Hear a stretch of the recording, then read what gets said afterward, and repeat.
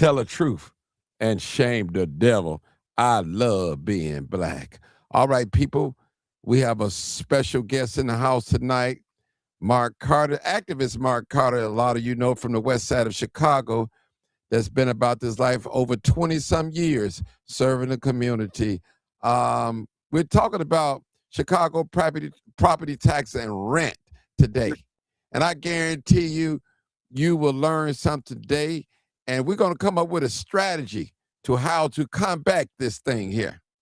Because if we don't, it's going to hurt us. It's definitely going to hurt us. People, we're messed up. So just stay tuned. I guarantee you, you will not be disappointed.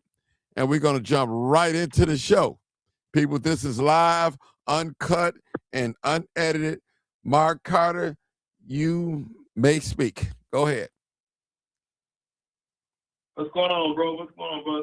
I'm glad that you, thanks for having me. I just said that. No problem. Thanks for having me, man. And I'll get straight to the point because I know people have been waiting for a few minutes. We have a real issue that's going on here in the city of Chicago, y'all. Taxes. In this case, the property taxes. I want to make sure everybody on Facebook Live can hear me. If the sound of my voice, if you can hear me, please share the live. Get everybody on. If you're a renter, if you're a homeowner, get them on this live. Get them on this live as soon as possible, as quick as possible. Get everybody on this live. And then I'm live, uncut, unedited with Crime Chaser, my main man, combined with Facebook. And on his show, we want to spread the message, sound the alarm all over the city that it's time that we rise up as a city in support of our people. Now, Martin. Yes, sir. Crime Chaser, man, look, we just got slapped in the face. Mm-hmm. And clearly, those in political leadership are being as quiet as possible. They're trying to keep the rumbling from rising up. Over the past few months, there's been reassessments that have happened on the downtown properties, which has saved them about $500 million or more. Anytime they tell us a certain amount, then we know 9 times out of 10 it's even more. And so what we found out is they told us that the $500 million that the downtown property owners have saved, those costs have been transferred over to us. We have to pay the burden for them saving millions of dollars on their property.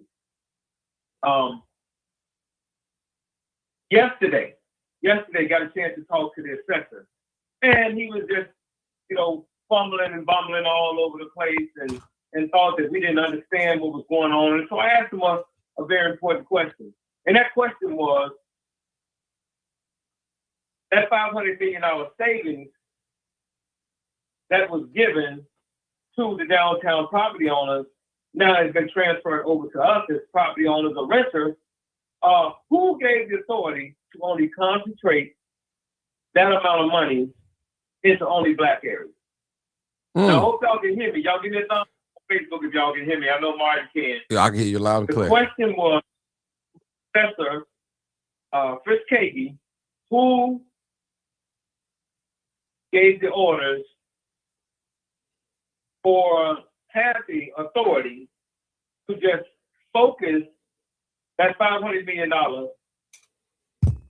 only in the black areas of the city.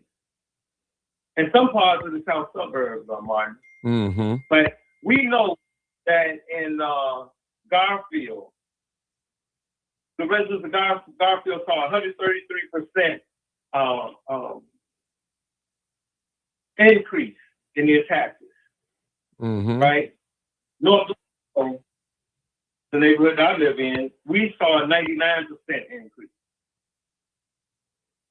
Inglewood, 80% increase. Mm. And then when you look at places like the Gold Coast, where a lot of your wealthy whites live, you all know it was less than 7% increase in their taxes.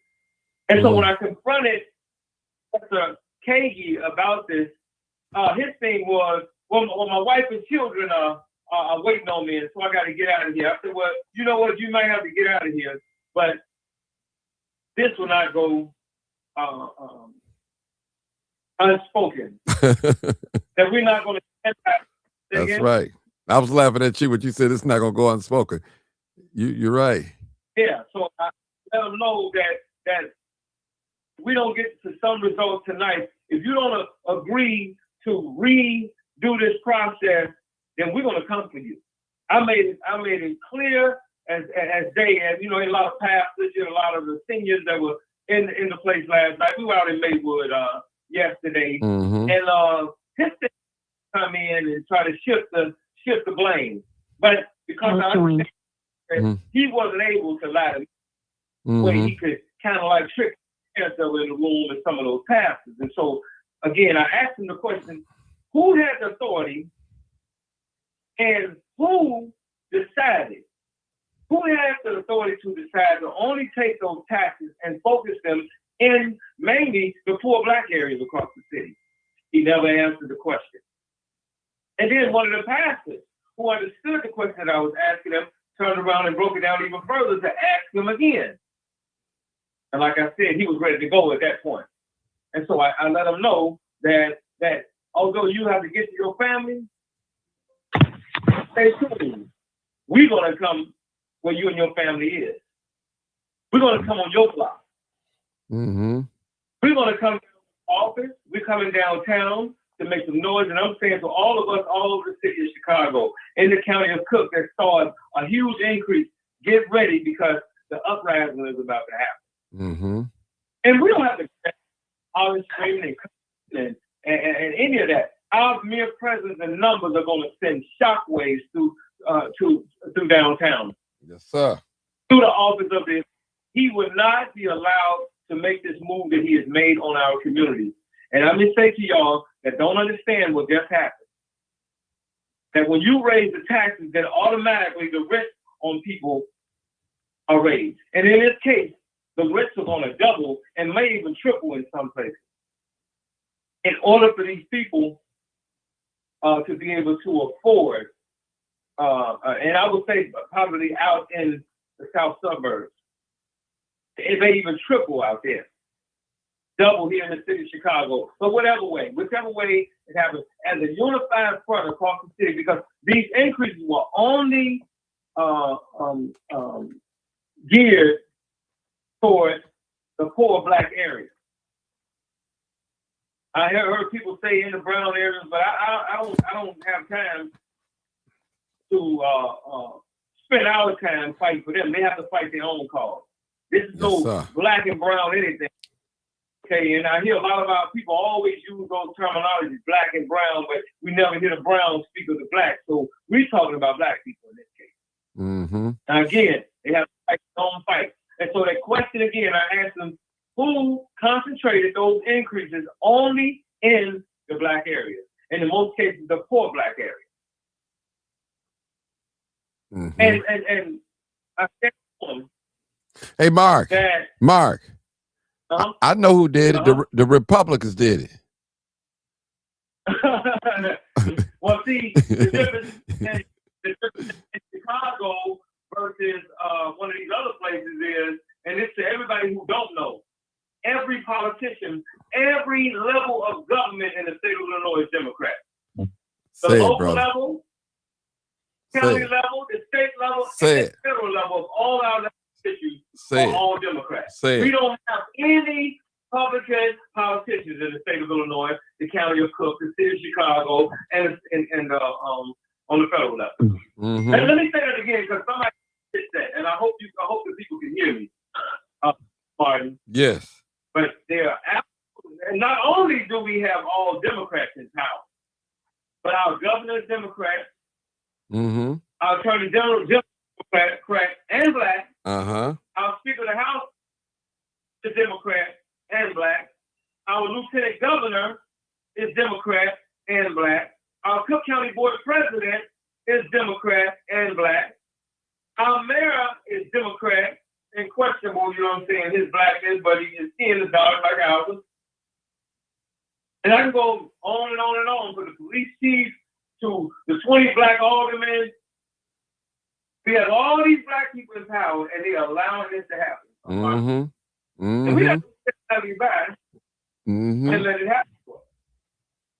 Yeah. And anybody, and this is to anybody, whether you work for the city or you are part of these political machines. One thing I have to say to you, there's one thing I want to say to you, with all due respect, do not get your ass in our way on this issue. Do not get your ass in our way on this issue. Now, I got to give it up to some of those pastors. The pastors have been standing on the side of the community on this issue. I got to say that, and you know, in a lot of cases, it doesn't really happen that way. But we're seeing more and more with these pastors, because personally at home they're feeling it. In some of their properties they're feeling it. I know they have non-profits. You know what I mean? What's up, cuz? I see you, Jim. They're feeling it, and so they've been making noise. All of the activists, we've been on the phone. All of the different elected officials. I got to give it up for State Representative LaShawn Ford. I got to give it up for John Morrell, who's running for the 8th district. We're getting ready to do something jointly, because out of a lot of the politicians I've talked to, these are the ones, you know, who are running for office, who are on board. Lakeisha Collins, Monique Scott, Alderman Monique Scott, and we're gonna call on all elected officials across the city to stand with the people, to stand with the community. We're not gonna stand idly by and allow this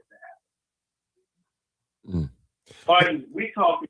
Yeah. Hey, Mark. Cases, man. Hey, Mark. Let's see what a caller has to say. I know you probably can't hear it on your other line, you know, but 609. Hey, go ahead. What do you have to say, caller? What are you saying about this? 609. Well, okay. Hello. Go ahead, 609.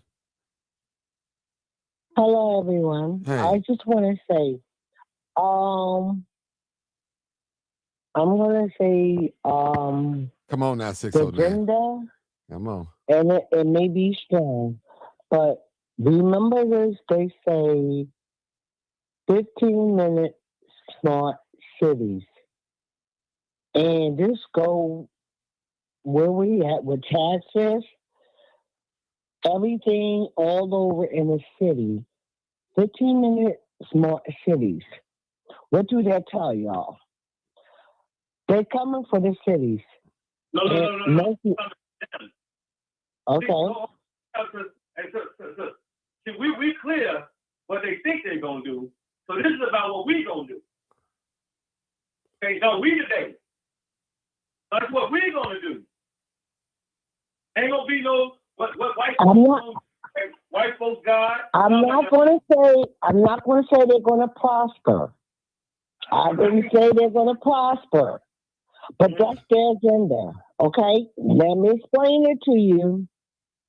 I'm gonna explain it to you. Basically, when they say 15-minute cities, they didn't say 15-minute county, suburban. They say 15-minute cities. And I was trying to tell y'all way back, whereas though it's a lot of foreign, they owning developers, they are buying. In Detroit, I want to stick to. Get to the point. Get to the point. Cause get to the point. Come on, get to the point. Go ahead. Get to the point. What you? All I'm saying is that it's a lot of developers and foreign nationals that are buying out a lot of all in the cities, and basically, at the end of the day, they're buying a lot of properties. And a lot of people, owners, are filing bankruptcy because they have paid them off. Okay. Because it's property. Okay, hold it, sister. We don't have. Look, go ahead, Mark. Let me respond. Go ahead. Let me say this before we get to the next caller, right? Right. For too long, we said what they gonna do. Now we're gonna talk about what we gonna do. Okay? Chicago is a majority Black American city. A majority Black American city, not a majority Hispanic, not a majority white. You know why? Because there's no such thing as white and Hispanic in Chicago. There's no such thing as Mexican, Chilean, Puerto Rican, Greek, Jewish, Ukrainian. They're not all together. So we're not telling no fear. You know what I'm saying? We're not telling no fear what they gonna do and all that talking about white folks. God don't live on the fifth floor. God don't live in those political offices. No, it's what we're gonna do, and that's why I want us to begin to organize yourselves, spread the word, because we're going downtown to deal with it. See, we got some unfinished business. We got some unfinished business in the city when it comes down to real estate, when it comes down to these taxes, and the reason why they've been getting away is because we keep talking about what they're gonna do. No, it's what we're gonna do. Last time I checked, we almost 1 million strong in this city. And so we're calling on every renter, every homeowner, and every supporter to get on board with what we're talking about. I don't care nothing about what they're talking about. It's what we're talking about. If you don't have the courage or intestinal fortitude to stand up and just stand to the back. But don't get in the way now. Like I say to all, any pastor or anybody or any older person that got their film, don't tell us to slow down. Don't tell us that it ain't time yet. We don't want to hear none of that at all. If you're scared, you know what I'm saying, we're gonna stand up for you.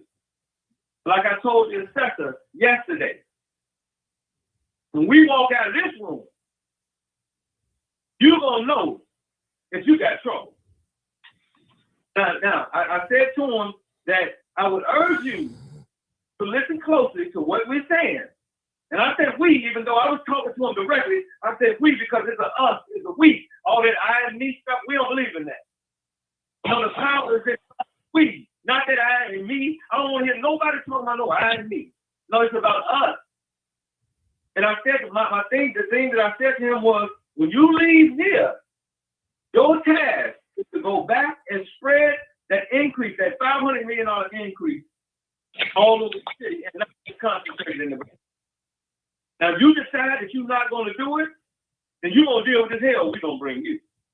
And just like we organized and went downtown on the same day that they're raising these taxes, December 15th, when Laquan McDonald was killed, y'all. I mean, when we did the march. That was December 15th, Martin. I remember.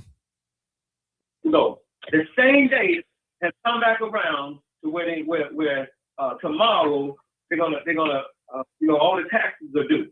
The taxes are gonna have to start being paid. We're saying stop the whole process. You're gonna stop the whole process, or we're gonna give you hell. You're not gonna take and concentrate these increases only in our community, and we be quiet about it. So whether you're a homeowner or a resident, it's time for all of us to rise up. And you can go to the next caller. Okay, well, no other call, but I want to say this, Mark. Okay, tomorrow, the taxes are due starting tomorrow, right? Now, I need some people that, if you own property or real estate, I need you to call in. I want some renters too, but I want mostly property owners because I know this is a hit. And Mark, again, I'm going to reiterate, Donald Trump and the Republican Party did not do this to Chicago. It's our own Democrats that run in this city that did this to us. We don't have no Republicans. We don't have no Republicans in power. To those that just came on the live, maybe just listening in, from top to bottom politically are Democrats in the state of Illinois. The governor, the lieutenant governor, the attorney general, the speaker of the House. These are the people with the power, y'all. The speaker of the House, the county board president, a large portion of the state representatives and state senators. And I got to give it up to Lakeisha Collins. I forgot to mention her name. State Senator Lakeisha Collins. Also on the south side out there where y'all at Martin, you got Senator Preston. I mean, these are people who, when we got on the phone and began to make those phone calls, answer the calls first and foremost, and then committed to get on board with this move to put some pressure, to apply pressure on this assessor and everybody who has something to do with it. Everybody who has something to do with this. President Franklin was a black woman, you're going to get your ass on the side of the people. Or we're going to come for you too. You can play that, you're a black woman and you all, you're going to get involved or we're going to come for your ass politically too. You ain't special. Nobody is special when you put us under attack with justification. We're not going to be quiet with nobody. So don't nobody call us, telling us peace be still and love. Yes. It's going to be okay. No, it's not going to be. The only way it's going to be okay is when they reverse the process. That's the only thing going to make it okay, when they reverse the process, Martin. Yeah. And that's what I said to him. You're going to reverse this process. You're going to halt the process. And I got to give it up to the state representative Sean Ford, who's running for Congress of the 7th Congressional District. He said, Mark, we're going to take it even further. We're going to demand a moratorium on all the taxes, on the whole taxing process. Mm-hmm.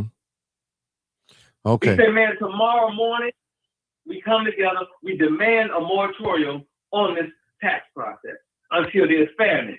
You're not going to take and concentrate all the increases in our area, which all it does is give attention to the developers and the speculators to come in and swoop up and buy all our taxes in our neighborhood. We're not going to stand idly by. Mark. And I want y'all to know what this is behind me and what it represents. Mark, I got two callers. I want to say this before you get started. Now, can you name me the communities that I think it's Inglewood, South Shore, or was that North Lawndale, that property tax just hit the hardest? Princess. Yeah. Yes. So, okay. Has joined. Let me give it to you. And maybe somebody knows how. Okay. I don't know the increase. Hold on, Mark. Miss Princess, mute your phone till I call on you. Miss Princess, please mute your phone. Sure. I got you. Okay, thank you. So right. there was a 133% increase in Garfield on the west side. North Lawndale, 99% increase. Wow. Inglewood, 80% increase. Now, I don't know what the increase was in South Shore, but wherever black people are in this city, we all want it. All that south side, west side. Now you realize that if we don't come together, we all gonna be outside. And so we're not gonna stand out and be bad and let this happen. They've been getting away with this stuff for far too long. Now that we the mothers and fathers of the city, we are the mothers and fathers. We stand there, our parents roll with us. Mm-hmm. We stand there.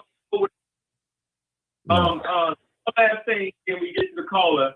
Okay. When I asked him, I asked Rich Cady, the assessor, I said, I really tricked him off. I tricked him to give me the real number, right? I attacked him and said that, well, in Lincoln Park, you lowered their taxes. He said, no, I didn't lower their taxes. I said, well, what was the increase out there? I didn't lower the taxes. The increase was 7%. I said, so we should be okay with the 133 and the 90 and 99 and the 80, well, you gave them in the white areas only a 7% increase. Have you lost your mind? Who the hell do you think you playing with? You think we're gonna stand idly by and allow you to do that? You got some real trouble. So go call it. Okay, Jessica. Come on, Jessica. Jessica, come on. Hi everybody. Hey. I just wanted to say I'm glad to see that, other additional steps are being taken to fight this issue about this property tax increase. I'm a property owner in South Shore. And yes, South Shore. Hey, Mark. Yeah. I text you, Mark, to see what exactly it is that you were talking about doing, because I turned in late to the show. I can talk about that later. But last Tuesday, we did a press conference. Chicago Flips Red did a press conference in the lobby of Cook County, and we talked about property tax protesting.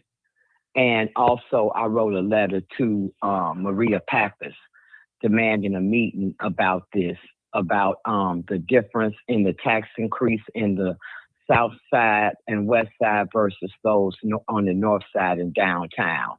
The variance is too wide. The ones that you just mentioned, the percentages that you just mentioned, and here in South Shore, I'm not exactly sure what the percentage was, but I know that my property tax increased $1,811.64. And I know that also I looked at all those Chicago Live interviews with Maria Pappas, and then they also had one with the assessor, then they had one with the board of review person, and then they had one other day with the Cook County Commissioner President. And they're doing what they usually do. They're playing hot potato with the issue. This one is saying that it's not the assessor, it's the treasurer. It's not the treasurer, it's the board of review. They're playing, this game with it. But I'm just glad that at last something collectively is being said about this, because Mark, that I've been talking about Cook County and the city stealing Black people's property for the last 3 years. That's what started the whole thing about Chicago flipping red, because the Democrats weren't doing anything to stop the fact that they was trying to steal my property from my mother's estate and Zoe's property from the demolition of her mother's building. That's what started this whole flip red thing. Now, here it is full circle where we've gotten these crazy increases like this. So tomorrow is a city hall meeting at 10 o'clock. I know I'll be down there. I suppose a lot of other people will be, but I'm really glad to see that people are getting on board with this. Maybe this will make us pay attention to what's really going on, because for sure they're pushing us off the land. It's a land grab. Mayor Brandon Johnson knows all about it. Tony Preckwinkle knows all about it. It's my understanding that Tony Preckwinkle just bought $1 million home. Last week? Ed Burke. Let me say this, Jessica. Let me say this, right? Last time I checked, it's more of us than it is politicians, right? Absolutely. Okay, so now they want to play hot potato with the issue. We're gonna play hot potato with their air. Okay, watch this, Jessica. And I remember, man, the day that I met Zoe, and she was standing outside of City Hall, and gave us some information on how they took her mother's property, how they took her family's air property, right? And y'all haven't stopped fighting. At that time, I was down there passing out information about the Office of New American. Now, how does that play into this whole thing about the taxes, right? Let me tell you how. When it comes to immigration, there's a lot of resources that were sucked out of the city, and they had to be replaced. Some money came from Washington, D.C., but most of the money came from our tax dollars. And what I mean by the money came from our tax dollars in the form of education, in the form of jobs, in the form of job training, in the form of business development. So a lot of our resources and money was given over to these illegal immigrants to stabilize them. And like I say, when I first met Zoe, standing out in front of City Hall, I was breaking it down to some of the aldermen. And at the same time, giving her information, I was giving that information of the Office of New Americans over to the city council members. And a lot of them played like they didn't know what was going on, but I already had the role on who had voted on this Office of New Americans. And just quickly to the point, the Office of New Americans basically said that all jobs, contracts, housing, education, and all other resources will go to these illegal immigrants and other immigrants who are in this city. And let me make something clear to us. I don't give a damn about no Africans, no Mexicans, no Indians, and no other immigrants. They are all together under the Office of New Americans, and not that here in Chicago. What y'all see happening here in Chicago is going to happen all over the country. It has happened already in some places already. And so when y'all saw me go live long before Trump was running, and millions of people shared the live, and everything was going viral, and it was around that time when we all met each other, we were trying to warn the people then. When we came down there for that press conference, Jessica, we were warning the people then. This was around the time where I first met y'all, right? We were warning the people that it would eventually get to this point when it came down to our rent, our property. We said that this would happen, and now we're seeing it. And so sometimes, Jessica, it takes for our people to see the problem. You know what I mean? Sometimes it takes for our people to really know that it's real. And now that they know that it's really real, because see, after tomorrow, when they start getting those letters that their rent is double, in some cases triple, they're going to rise up. The property owners have already got the message. And if you notice, they didn't send the tax bills out in August as they usually do. They waited all the way to November, hoping that sending it out in November, the people wouldn't rise up because it's cold outside. Mm-hmm. Oh, well, we got some.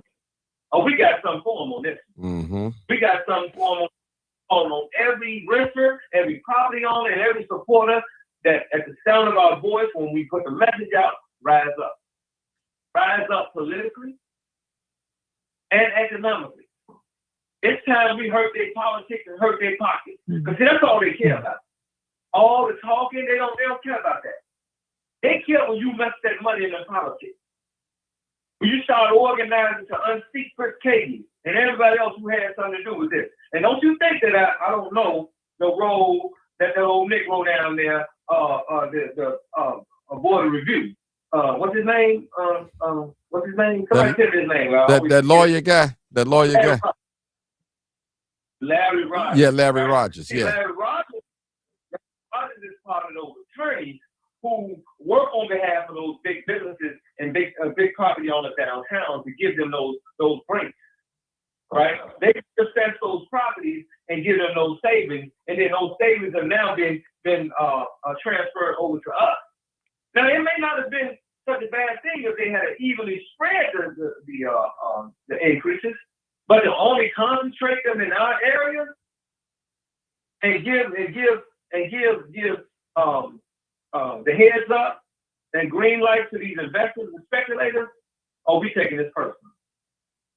I've taken it personal for the last 10 years because for the last 10 years they've been bothering my mother's estate. So, like I said, I'm just glad to see now that people are getting on board to fight this about the property, because at the end of the day, it's been the property owners that have been financing all of this stuff. And it's a conversation that has been overlooked because he's constantly, when I say he, I'm talking about Brandon Johnson, he's constantly talking about affordable housing and making Chicago the most affordable big city. And instead of talking about affordable real estate, so it's been a ploy that illegal immigration was just one way that they were moving us out of our neighborhoods. The land grab, all these things were probate, eminent domain, evictions, property tax evictions, all these things. And this last case that these, I think it was 1,700 properties. I'm not absolutely sure how many plaintiffs was on that case, but for that case to get found unconstitutional, in order for them to have these tax sales. That was a major thing because for the last 3 years, I've had to pay property taxes to keep my property from going to that tax sale auction. And for the last 2 weeks, I've been looking for that paper. And I was wondering why hadn't that paper come? And the reason why is because those people got that lawsuit that found that the Cook County auction sale, annual sale tax auctions were found to be unconstitutional. That's a major thing That's a major thing because that was one reason why they did this increase like this, because that was the plan, that they were going to get properties by way of property taxes, and they were going to get people's properties like that. But because of that federal case being found unconstitutional, shout out to those people who filed that class action suit. It was able to not only stop an annual tax auction this year, but it also put the brakes on the plan that they had, that Cook County and the city had, to swoop up these properties. While they had us being all into these illegals. On the other side of it, they were putting this together about how they were going to drop these tax bills on us at the last minute. So I'm glad to see that you organizing, and I know I'm going to continue to fight. I gave Maria Pappas 3 to 5 business days to respond. That was on Tuesday. So Monday or Tuesday will be the 5th business day. And if she does not respond, then we're going to go ahead with another press conference on her. That's it. They don't have no days.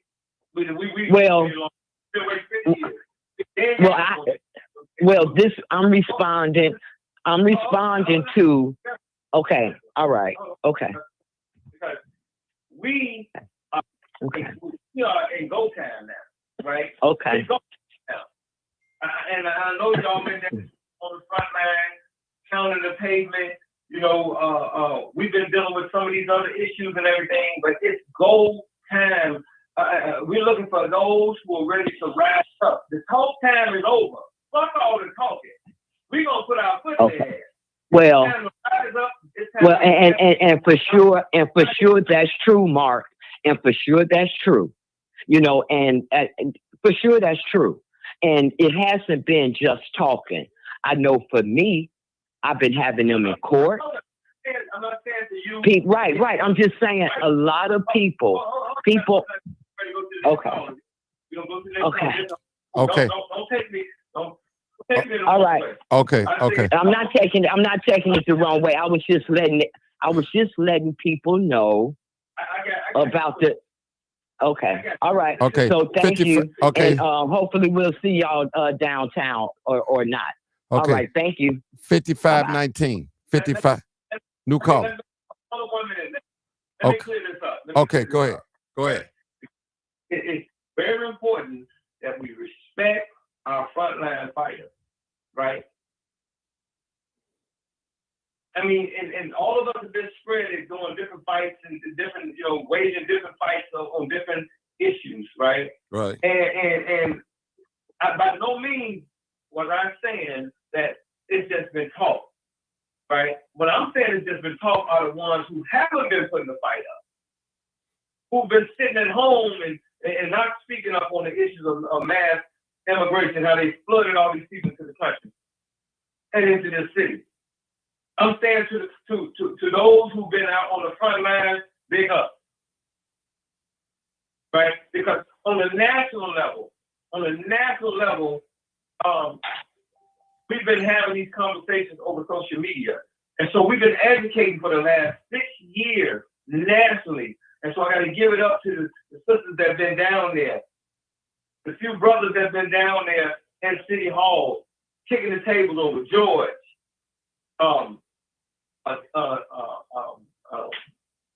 sister that was just home, Joey. Yes. Give me her names, man, because man. You got Jessica. Yeah. Jessica. Yeah. What's her name? The other one. The Her other- last name's Carter, like mine. Yeah. I know you're talking about the other sister. Yeah, she be going at the one that's a Ken got a husband, a police husband. I forgot her name. What is her name? Yeah, her last name's Carter, like mine, right? Okay. But I'm saying to all of us who have been pounding the pavement, now it's time for the rest of us all across this city to rise up and demand that this process be reversed. And I want y'all to type on Facebook Live, if you on board with getting ready to come down when we call out to everybody, type them in. We want to know who's on board. We don't need you just listening in. No, we need you on the front line. You are in trouble. It's not just us who are in trouble. if you are a property owner or a renter in these concentrated areas where they have put the burden on us. Let me name the areas: South Shore, Lawndale, Garfield, Inglewood.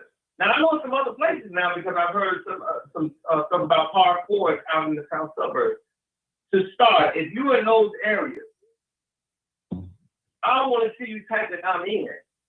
I want you to understand that within days you're going to get a letter from your landlord stating that your rent has either doubled.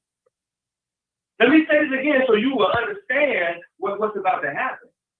Within days, tomorrow the bill is due.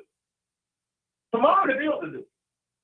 Within days, you're going to get a letter from your landlord stating that your rent has doubled or tripled.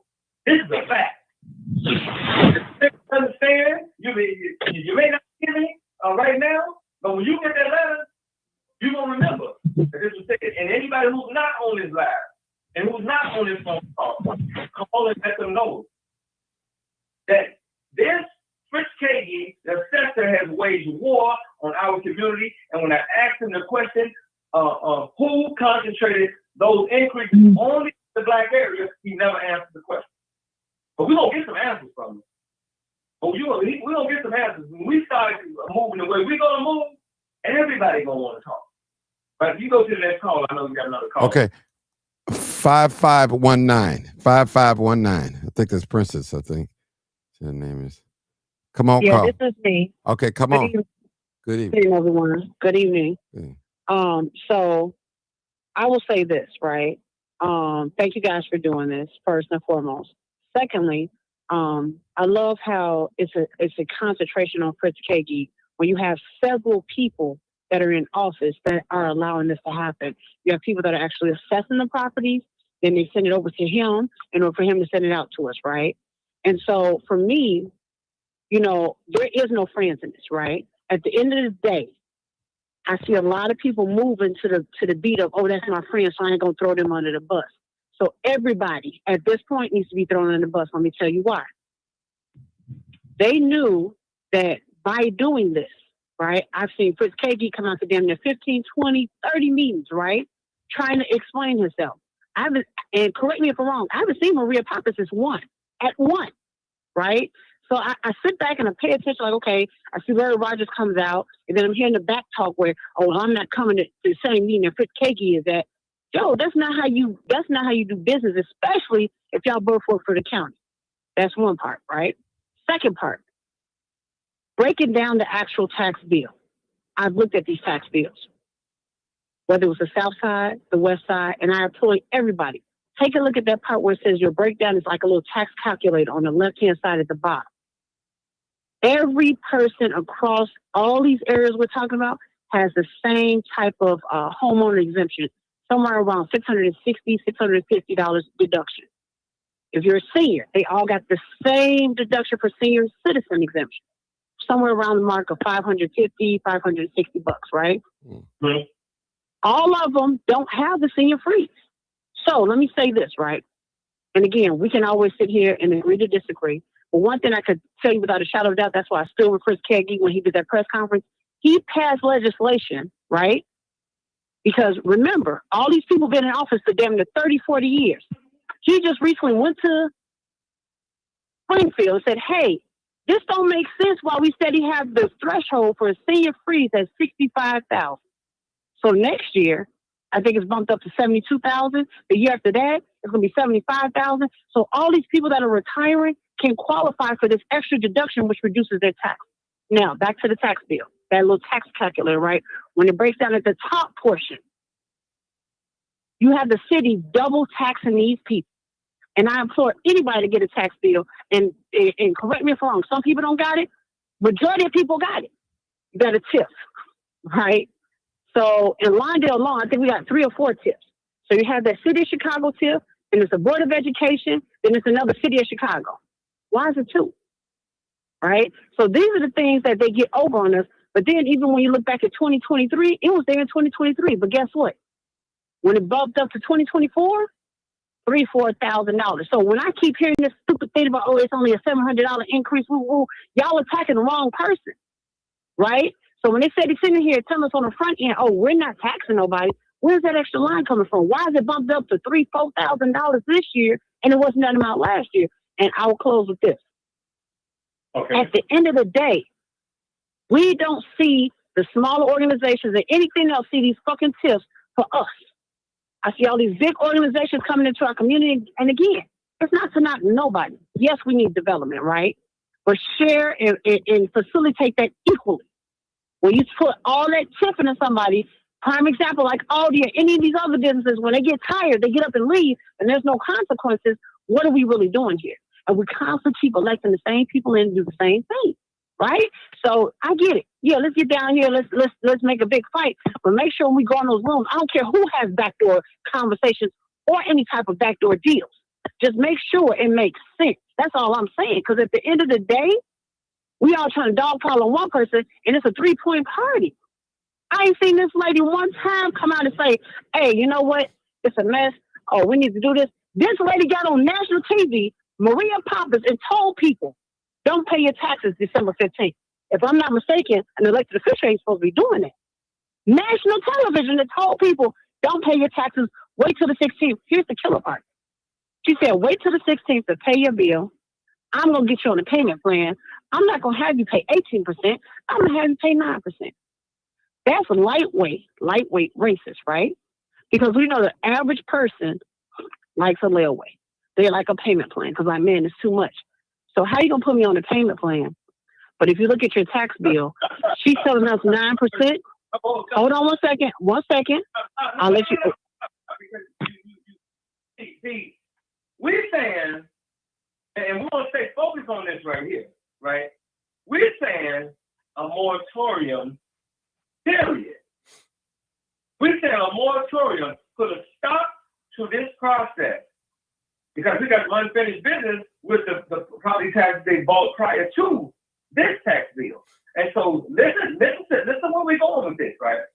We're demanding a moratorium until they redistribute this $500 million. That's just the start. Nobody's going to get away now. This is what I'm saying with you on this, right? Because we kind of moving too far up the road. Look, we saying stop the entire process. Because there was a $500 million increase only in certain areas. We're also saying, step further, you're going to stop the whole process, and if nothing else, you're going to spread this increase evenly. Ain't going to be no, you just spread it in our neighborhood. We're going to have to deal with this step by step. We're going to have to deal with this step by step. And the first step is we want those increases to be spread evenly all across across the county, right? Not the city, all across the county. But therefore, it won't hit just our areas so hard. I'm not saying what you're saying is not important. I'm saying that if we force this moratorium and we make them spread it evenly across, then this justification will not take flight. No. So that means, so I just have one question, because like I explained to you, right, just now, there's a TIF in some of these, the majority of these areas that went up 100% in their taxes, right? One lady down on 1800 South on Dearborn, she had 2 Board of Educations, one Board of Education and one Board of Education TIF. That's what I'm explaining to you. It's not getting too far down the lane. What I'm explaining to you, the only thing you got to do is they're putting it right in front of us because they know the average some of us don't read. And when I'm looking at these tax bills, that's why I'm on here to let you know. When you go to them other areas, they don't have that on their tax bill. So that's what you need to be demanding when you do the moratorium. That's all I'm saying to you. I get what you're trying to say and where you're trying to go with it. Do you know how many TIFs Lawndale has?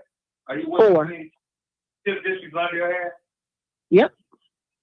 Okay. Can you name some of those TIFs in Lawndale? Sure. Homer Square TIF. You have the Ogden-Pulaski TIF.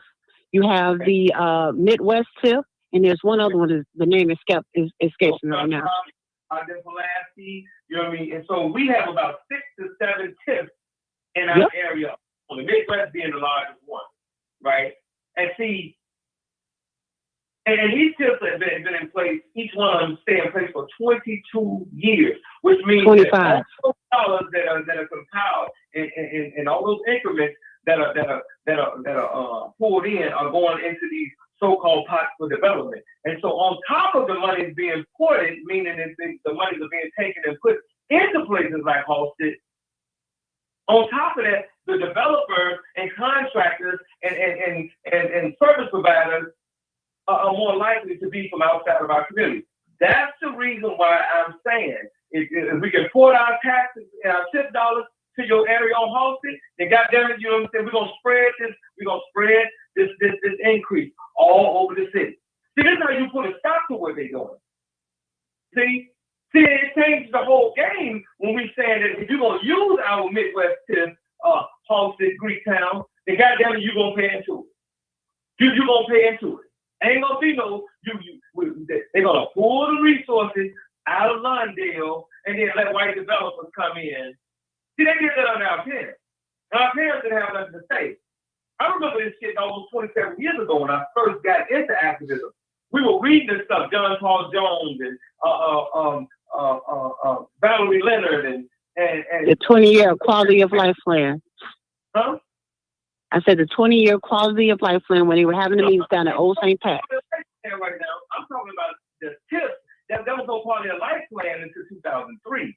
I'm talking all the way back when we were first seeing these tips take shape. We were too young to fight then. We were too young to go against our parents' generation that was in power at the time. And so we were trying to alarm our parents who were old enough to fight these people that were telling them that these people were using and porting our monies over to Halsted Street. But they weren't listening to us because we were young activists at the time. Now we're over 50 years old. It's going to be a different ball game. A whole different ball game. And we're saying to white Chicago, black Chicago, Hispanic Chicago, whoever, that if you're going to use our tip dollars coming in as developers and contractors, you're going to pay into it. And so we're saying spread the pain evenly. Okay? That's why I'm saying this. I know exactly what I'm saying with this. I've been at this almost 30 years. I was that young activist, crying in the wilderness. And every time I would raise up, they would have me arrested. Y'all don't know I've been arrested almost 200 times, battling with these black folks and these white folks. You know what I mean? And so you gotta spread. It ain't gonna be. Look. Let me say it again. Okay? Because some of this stuff, man, you gotta come up to speed. I'm telling you, don't take our damn taxes, our increments under these tips and give them to developers down on the Gold Coast, down on Halsted, downtown, without them having to pay for it. But see, that's what I'm explaining to you as far as anything. They're sitting up here like that one meeting at Collins High School, right? The gentleman in there saying, and just like everybody else, your elected officials, hey, there ain't no businesses downtown no more, so they're shifting the blame on us. They've been shifting it this way for, like you're just saying, for many years. This is just a sticker shock, because normally what we do as people is just be like, man, I'm just going to go ahead and pay it and get over it, right? But I agree with you. I'm not discrediting your 50, 60 years of activism. I'm not going against that. What I'm saying is that some real pen to paper, that's the problem, right? We sit here, we get mad, we talk about it, and don't nothing happen because there's no pen to paper. So who do we have putting this pen to paper? So when we go down there, I give you just an example. Tomorrow, hey, this is what we gonna need for y'all to sign off on. And if you're not signing off on it, I get everything you're saying. I'm not gonna knock anything you're saying, but that's been our biggest blight, right? When you go back and you look on these different things about people writing legislation, you ain't got nobody writing none. See, it's more of us than it is politicians. So I get you. The people just hold fast, okay? Because I mean, when it comes down to kicking ass, I'm after this shit. I'm after this. And I'm saying to us that it starts with us saying that we're on board with the ass part. Okay? They're gonna respond accordingly. When they see the uprising of the people happens, I guarantee you they're gonna respond accordingly. And they'll take issues like this to get the people rattled. It ain't easy to get people to just raise up about any issue. The last time we saw thousands of people rising up was when they were targeting us based on those zip codes, and tens of thousands of people rose up. When Laquan McDonald was killed, tens of thousands of people rose up. We have to do a whole lot of talking because the people are not rising up. So the first step is about the people rising up. It's easy to educate them. That's easy to give them information. The hardest part is to get them to see a problem as a problem big enough for thousands of people to rise up. This is how you make them do what you want them to do. Put all that shit on paper. Everything that y'all say is wrong, get that on paper. And we talking about the people rising up. When we rose up for Laquan McDonald, Rahm Emanuel walked out of City Hall 3 weeks before he run for re-election and never went back to City Hall. I'm thinking about it now. Listen, we overthrew the state's attorney. We overthrew the police chief. And like I say, Rahm Emanuel walked out of City Hall. And so this is about us rising up first and foremost. We're gonna get to all of that. Put it on paper. And when we deliver it, we're gonna deliver it with thousands of people. We ain't gonna deliver it, you know what I'm saying, going down there with that one person gonna do this. No, hell no. So I wanna again, those that are on board type, I'm in. We looking to raise the people up, like I told them, and see some things that I know I have. See, one thing about the treasurer's office, they collect the money. They don't have no power to say that these taxes are gonna all be compiled over there. That ain't what the treasurer's office does. That's not what the Maria Pappas office does. She collects the money. She's in the collecting money business. I know exactly. So again, we need to start making excuses for all of them, because if they can all sit down and have a conversation together, they can all come out. They can all come out with the same thing. Excuse me. All right, just sure. This whole thing. I know which office. I know that it's the mayor when it comes down to them chips, who's giving those dollars to the very people who are not paying into it. I know the Board of Review with Larry Rogers is part of a group of attorneys who are giving the tax breaks to the downtown businesses. I know it's Fritz Kagi who concentrated the increases in our area. I know exactly what the fuck I'm talking about. I ain't just blowing in the wind, but I'm not trying to stay too focused on that part more so than I am, and we are calling out to the mass of the people. Because see, once the mass of the people rise up, they're gonna hear everything that we say. I just told you, they only respect two things. You fucking with their money and their politics. Yep, you fucking that's true. It's gonna change all that talking. It's gonna change all of that. And so we're looking for the people ready to rise up. Okay? We need y'all to be smart, but goddamn it, you don't just need no smart niggas who ain't gonna rise up. The days of the smart niggas getting out front and all doing all the goddamn talking, but ain't gonna put no fight up and come with the people, go sit your ass down somewhere. We looking for the smart niggas, the hood niggas, the block niggas, the boardroom niggas. Get y'all ass up. Get up and get y'all ass involved in this fight, because you're gonna be impacted by it. Everybody gonna get hit by this. So I have one question. Okay. And my question is, so when it comes time for these people to pay property taxes, right? Because I've seen some of these property taxes where I've taken, I think last week, maybe 15 down. And when they did the senior exemptions, the senior freezes on there properly, those property taxes dropped tremendously. Save those people like $2,000, $3,000 easy. So my question is, with asking that, what are we telling the, because at the end of the day, we know that it's a company called BlackRock or something that's trying to make a mass move. We're telling them to stand with us and call for a moratorium, okay? Freeze this entire process. Let me say it clearly, because maybe I'm not speaking English.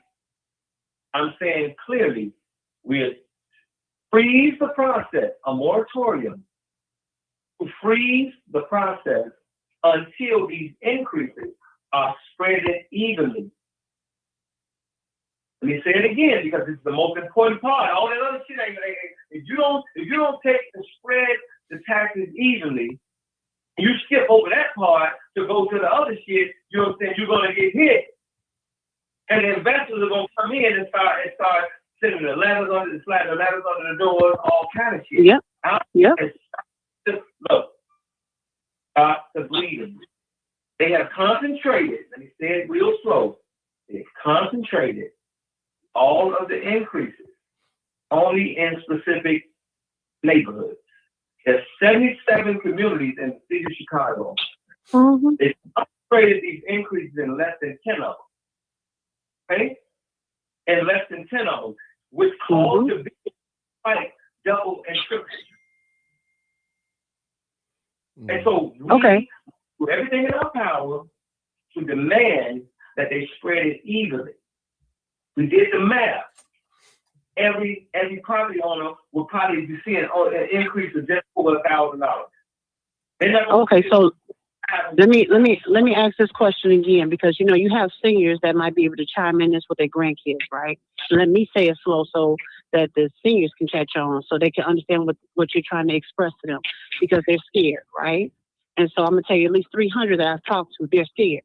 So what they're gonna end up doing, trying to borrow money in order to pay these property taxes tomorrow, right? So what I'm asking is very, very clear, very, very simple. So we're telling them to do what? Go ahead and pay them, or hold fast until we get this moratorium in place and we have something that we're going to help them with. That's all I'm asking. Moratorium means hold fast. I know what moratorium means. Okay. See, you don't have to rush and go pay your taxes on the 15th, the way that people have been told. That's a bunch of bullshit. Hold fast. See, the uprising of the people is going to change the whole conversation. Most people are scared because their mindset. They don't want to lose, right? They don't want to lose their land. Exactly, that mindset that they have. No. It ain't just that. It's that they must learn what we and us mean. And if they want to continue to do the I and me, do it your way. Not to you, I'm saying to them. Because some of them are hard-headed as hell. I'm over 50. And so all of us that are over 50, all the baby and us, those babies are long gone. We hear about the future of our young people. And all of them that don't want to hear it because they you can't tell them nothing or they selfish, let them deal with it on their own. I'm showing you what people power, what will happen when you organize people power.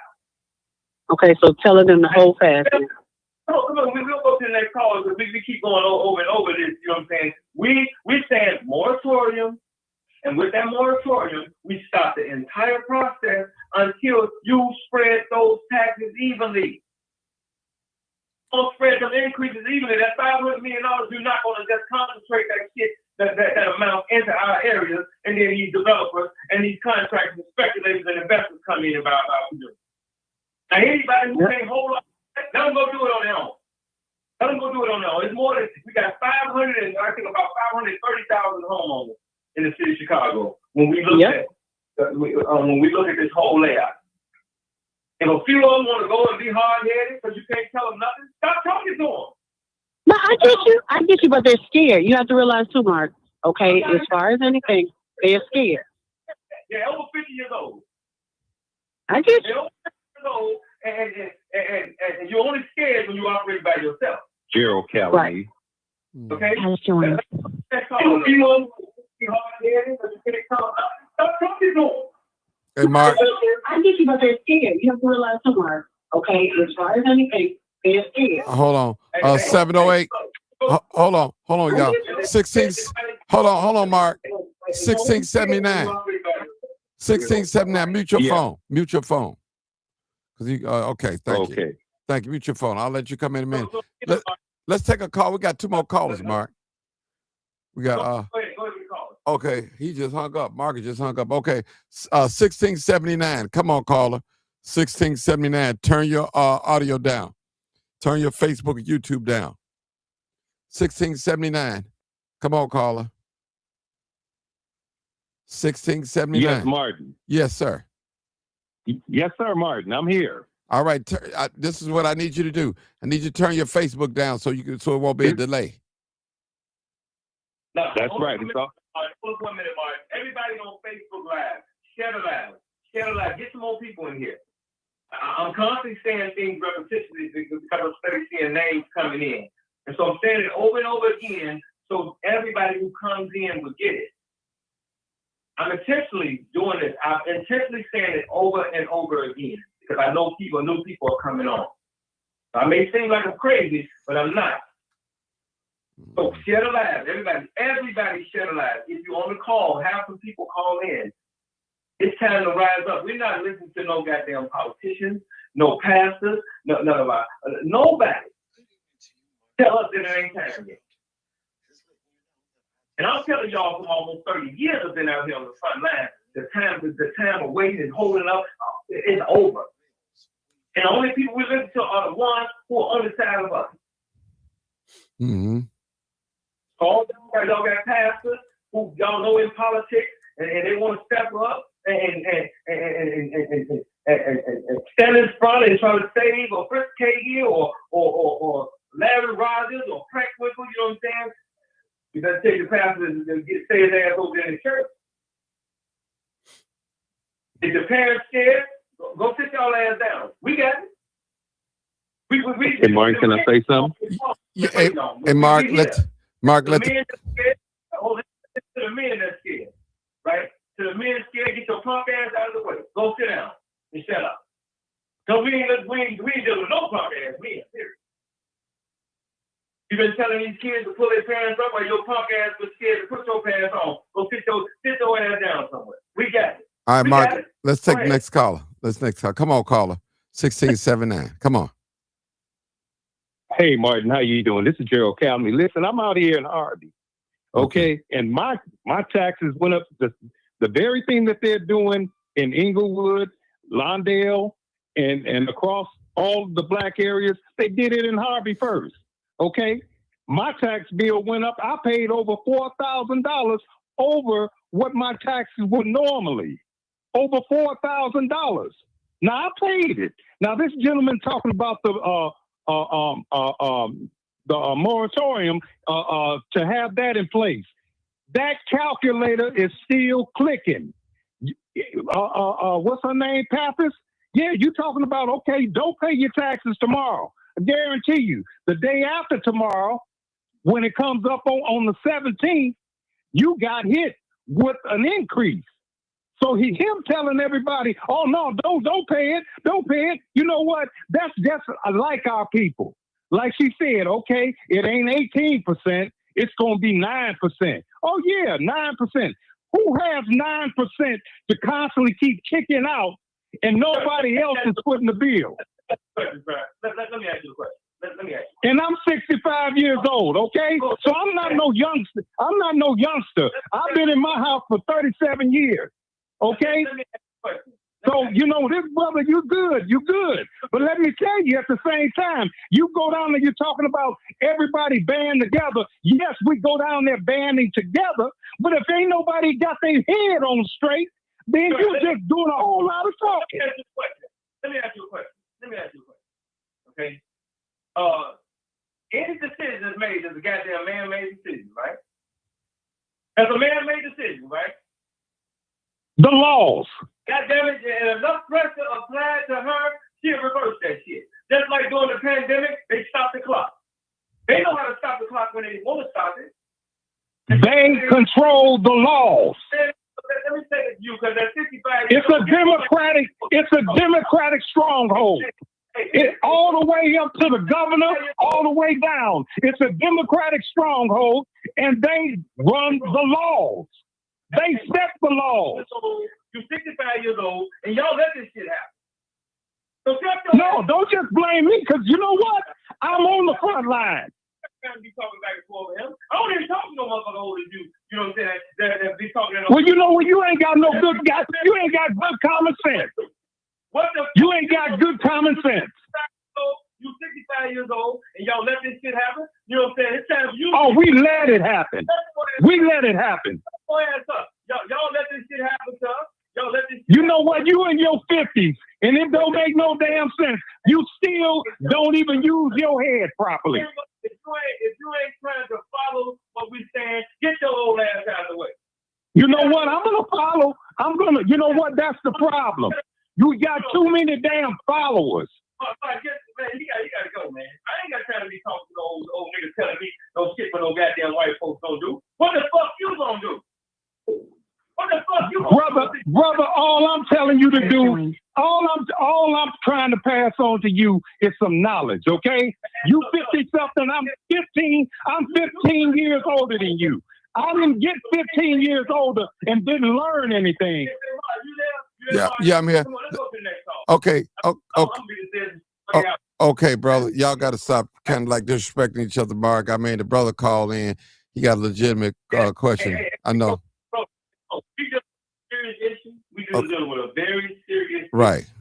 Okay? And other stuff is But no, all I'm saying is, Martin, he's telling these people don't go pay their bill, and at the same time, I just told you they still gonna get hit. These people are still gonna get hit with increases. they ain't gonna get Maria Pappas don't care about that. They gonna get hit with increases. They ain't gonna get hit if you bring your ass out to fight. Now, are you willing to come out and come downtown with us? Yeah. Are you Yes, willing sir. to fight? Yes, sir. Yes, I will. Okay. I want to hear from a 55-year-old man. And I'm talking about all of us over 50. I'm over 50 years old, too. Especially those of us over 50 years old. If we ain't willing to go hit the front line, then we should be the fuck quiet.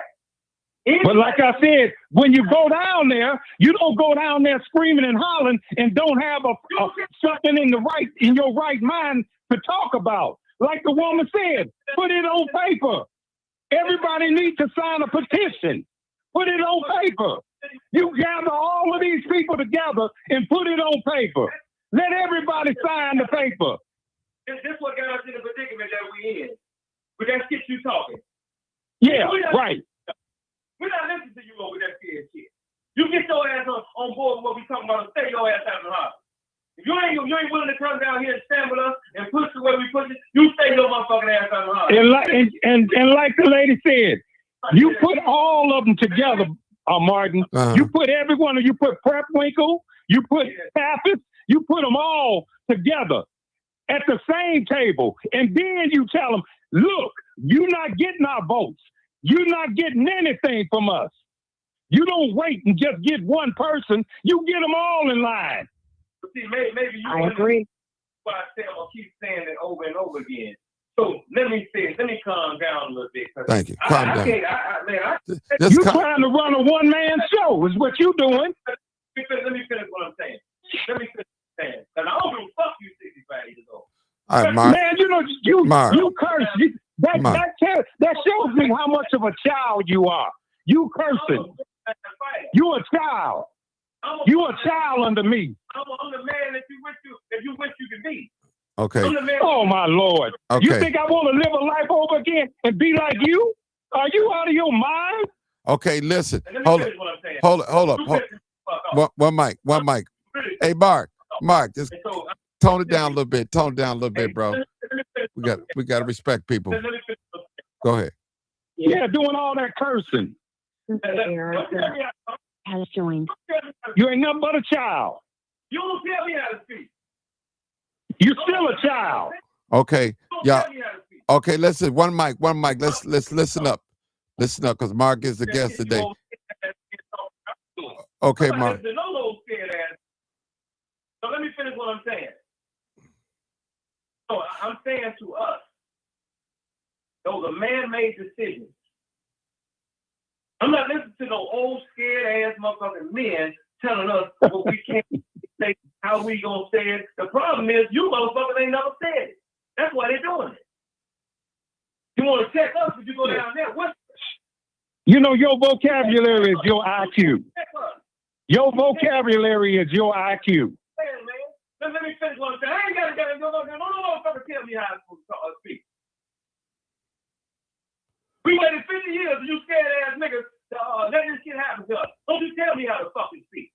Who the fuck do you think you talking to? Mark, slow down. A child? I'm talking to a child. Talking to. All right. It's been cowards like you that bent over and let them fuck us like this. Don't tell me how to speak and you down there calling that white boy mister. False. The hell you think you talking to? Man, listen, I grew up in Lawndale on 19th and Central Park. Keep going off. Yeah, let's go to the next caller because I don't even want to talk to you no more. Okay. Right, because you don't want to hear no sense. Man, go to the next caller. Okay. Hold it, y'all. We'll go to the next caller. Go to the next caller. Yeah. 3268. 3268. Next caller. What's going on, Martin? Hey, Mr. Roosevelt. Hey, what's going on, man? I wanted to call in last night, but I just hung up. But I sent you a voicemail or a voice recording, like your inbox about that one. So listen to that and get back to me. But I tuned in a little bit late because I fell asleep because I guess I was just so tired. I guess after church or whatever. And so I get your voice, but I did tune into the show, and I kind of missed it. That's the reason why I'm calling in to see. Because I heard Miss Jessica on, and hey, Mark, Carter, it's been a while since I got a chance to see you.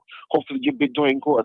But to see when you all are having this here press conference, because I would love to maybe attend and, because, I'm a YouTube personality as well, and bring some attention to, what is going on here in Chicago, with the property taxes, because I do believe that Mr. Mark is right that, even people, not only property owners, but even people who are renters are going to be affected, by property taxes increase on the west and south sides because, property taxes increase. What are landlords going to do? They're going to pass the savings or pass the increase like right along to people who they rent to.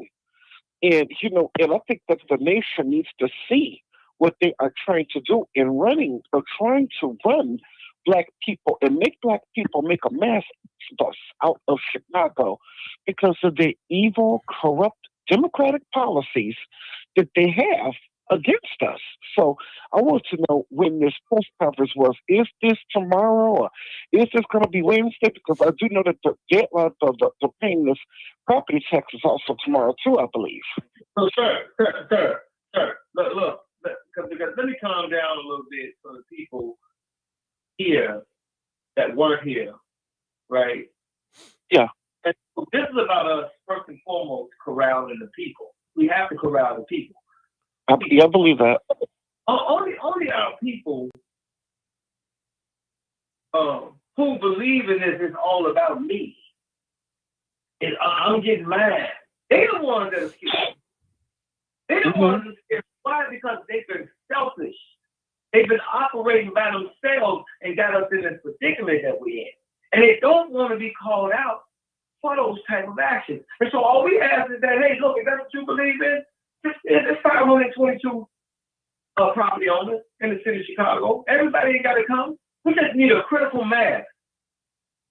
But we're not going to listen to nobody tell us how to speak when it comes down to our existence being wiped out. I prefer, yes. Bring your ass down here, you know what I'm saying? Don't bring your ass downtown with us when we come. I agree. I'm warning you, don't bring your ass down there with all that old love everybody and peace be still. We under fire. These people have waged war on us. I said nobody is to be spared. I said all of them are to be questioned with it. Name names, name positions. But what we're not going to do is organize ourselves and listen to, especially some older person that's over 50 years old, like myself, tell us, hold up, wait a minute, this is a certain way you said. If you scared, stay your ass at home. And we ain't scared. And I told Chris Katie yesterday, now you think you gonna deal with us the way y'all have dealt with our parents? You got another thing coming. You're gonna look up and be on your goddamn block where your wife and kids at. We'll be all in your neighborhood. You're not gonna move on us and we be still and be quiet and just trusting in the Lord. No, we bringing Black God with us, Black Jesus with us, the one that kicked over those tables, the one that made noise. See, most people don't believe in Black Jesus. They want this soft, meek, and humble Jesus. They tell them, just love everybody. Just pray about it. No. We gonna P-R-E-Y. Sometimes you gotta P-R-E-Y, and those in the back can do all the P-R-A-Y. Or those that are still at home, they can P-R-A-Y. Y'all P-R-A-Y at home while we P-R-E-Y downtown. That's how we gonna do this right here. Oh man, it ain't that bad. What the hell do you mean it ain't that bad? You got a knife in your back, and because it's only the tip, it ain't that bad. A knife don't belong in your back. So we stand to all of our people. Stand up. Demand that these man-made decisions be reversed. These are man-made decisions. I agree. I'm on 9%. Don't tell us about well, it was all concentrated in these areas and like we can't do nothing about it. Oh, we can do something about it. Especially those of us that ain't scared. Oh, we can do something about it. Enough of us going down to 10, 20,000 strong, we can do something about it. But we not listening to no old 50-year-old, nobody, especially no men, tell us what we can't do. If that's what you own, whoever you may be, stay your ass at home. Stay your ass at home. Don't tell us how to speak. You don't tell us how to act if we've been stepped on. The people, especially the people who are violating us, they cannot tell us how we supposed to respond back. Who the hell are you to fuck over me and tell me how I'm supposed to respond back? That's like me sticking my hand in one of these women on this live, sticking my hand in her purse, and then get mad at how she chooses to deal with me in response to me putting my hand in her purse. She can deal with me how she chooses to deal with me. If she want to shoot me, hit me in the head with a bat, I should have put my hands in her purse. You don't get to make the rules when you mess over us.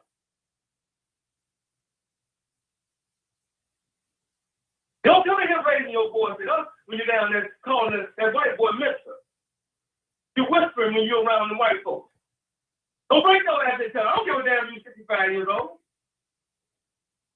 You ain't but a few years older than me. I'm 52 years old. You ain't but a few years older than me. I'm old enough to know your goddamn mom and daddy. And a lot of that shit, a lot of y'all, what you told us you're 65 years old, a lot of that shit you be doing, your mom and daddy, they never did that old weak shit. Our grandparents went about that old weak shit. They didn't teach us some of this stuff that we see out of your so-called 65-year-old ass. They didn't tell us to love everybody. They didn't tell us to go along and get along. They didn't tell us to take city jobs and forget about the rest of everybody. They didn't tell us that. They told us to love. They told us to love our whole family. They told us to be a village. But then come along, you selfish niggas. Talk about it's all about you. Go ahead, man. That shit be pissing me off, man. I don't even want to hear that old week. Charmaine. Okay, we got I wonder when we're gonna go downtown. That's all. Okay, well they're going down tomorrow. Jessica, them going down tomorrow. Okay, let's take. We got I think Sister Erica 678. Come on, caller. Peace and love, everyone. So, I've been listening in, and it's sad that we have these type of people that will come on and speak against the resistance. You know, as Mark keeps saying, all decisions can be reversed. If we stand together and resist these devils by any means and all means necessary, we can win. On another note, we must remove J.B. Pritzker, Brandon Johnson, and Tony Preckwinkle from office. Lastly, I would like to challenge Jeanette Wilson and the Rainbow Push Coalition, as well as these other nonprofits that stepped up to provide free legal assistance to the illegals. I would like to see them provide some free legal assistance to Black property owners on the south and west side of Chicago to save our properties. Give that Tell the same truth effort to and your shame people, the devil. to your people that you gave to people that broke into the country. Put that same effort that you all were putting towards ICE and you know, and Trump, because you know everything is fight Trump, fight Trump. That's all they're doing. Fight for us. That's what I'm challenging you all to do. Fight for us. Okay? Because they're trying to push us out of the city. We need your help. And that's all I have to say. Thank you, Mark. Thank you, Martin. Thank you. You're Sister welcome. Erica, Sister Erica, Yes, sir. Yes, sir. I want to echo your sentiment as a Black woman that we're supposed to protect and provide for. I'm here to let you know that we're a different type of man. We're a different type of man. And that the man that you just made, that they stand up and that these attorneys that fought for these illegals, that will be one of the things that we definitely want to demand. That the same way that they fought up and did y'all see them Black politicians by them ICE facilities were willing to go to jail, catch cases for these illegals. Yes, they did. So they tell us to be cool and be quiet while we get moved out of the city. Yes, they did. Let me say this to our elders that are on this live, that are listening to this call. If y'all want us to respect y'all, give us the same respect. And stand with us the way that we Medea said, this is later. Go ahead. No, that was somebody. No, Mark, keep talking. That was somebody. So we saying to our elders that give us that same respect. And then not just the respect, but give us the love that y'all parents gave all of us. When we were children and y'all were just coming into adulthood, when we were y'all little children, give us that same love and respect that y'all parents gave us. See, a lot of our young people, they don't know what I'm talking about. Those of us, especially that are over 50 years old, don't know exactly what I'm saying. Our grandparents, man, even the ones who are still alive were over 80 years old, 80, 90 years old, the few that are around. They gave us that love, man, that man, we felt it. And what y'all hearing coming out of me is the passion based on that love and knowing that we sat on the shoulders of them. I'm not listening to no weak Black man. You over 50 years old, you get your ass on board and you stay your punk ass at home. I'm telling you now. Don't you get this? You bring your ass down and trying to tell us how to deal with a problem. We are under siege. So all they're trying to tell us, there's a certain way you should carry yourself. You carry your ass in that other room and sit down and shut up. That's what you do. Don't tell us, you know what I'm saying, how to deal with our enemy. Don't try to calm us down. If the enemy don't want to just put in his ass, then don't fuck over us here. I just told you I've been arrested almost 200 times. So that lets you know I don't mind going to jail now. I don't mind going to jail. Everybody ain't like me. All that trying to tell us what we gonna do and how we gonna do it, and you better stay your ass at home. You better all stand at home. Because we don't need everybody. We just need a critical mass. Let's go to the next caller. We need a critical. Go ahead. Okay. 6387. Come on, caller. Thank you for holding. 6387. Greetings, Martin. This is Charmaine. Hey, Charmaine. How are you? Thank you so much for this platform. And I just wanted to remind people that at the end of the day, they work for us. That gentleman that just called in is basically talking about how he had the money, that extra to pay for his taxes. What about the elderly or young folks who don't have that kind of money? Everybody's not in position to just pull $4,000 and $5,000 out of their pockets. People are just over broke. You know, Mark does his thing. Mark is passionate. Mark is angry, and for good reason. even if we do this moratorium and we say, okay, everybody across the board needs to pay, that's right. But what the hell are we paying for? Look at your community. What are we paying for? They are. This is taxation without representation at its best. You driving past lots and lots, dirt patches, buildings closed, windows boarded up, liquor stores, ghetto diamonds. What are we even paying for with our taxes? And even in terms of all of the money that is going to the schools, 30% of our children can't read on level. What are we paying for? So these are some things that we should be asking for in terms of this moratorium. And I'll land here. What's that, Mark? There's only 30% who is selling. Actually, I see what the other one. I'm saying I Oh, it's on Charmaine right now. Hold it. Real quick, and I'll land here. We just allowed somebody to come into this country and plant their feet in our homes.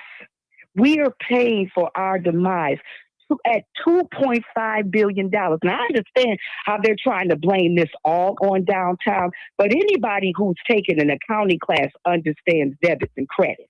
And you can't just dish out $2.5 billion out of nowhere and somebody got to come up with that money. We are paying for our demise. So right now, Mark's pissed. I'm pissed. Jessica Johnson's pissed. Zoe's pissed. A lot of Black people are pissed off. This is evil because we're doing it in the face of our children. We are telling our children that there's no one to fight for you, that there's a group of people that's better than you. They can come here and get everything paid for. How do you think our children feel? I'm going to always land and speak for the children because at the end of the day, who are we doing this for? Charmaine, let me say this about yesterday's meeting to those who weren't in the space. Yesterday, Chris Katie was out in Maywood. And I don't know if Bishop Stafford, I'm gonna call names. We ain't gonna be no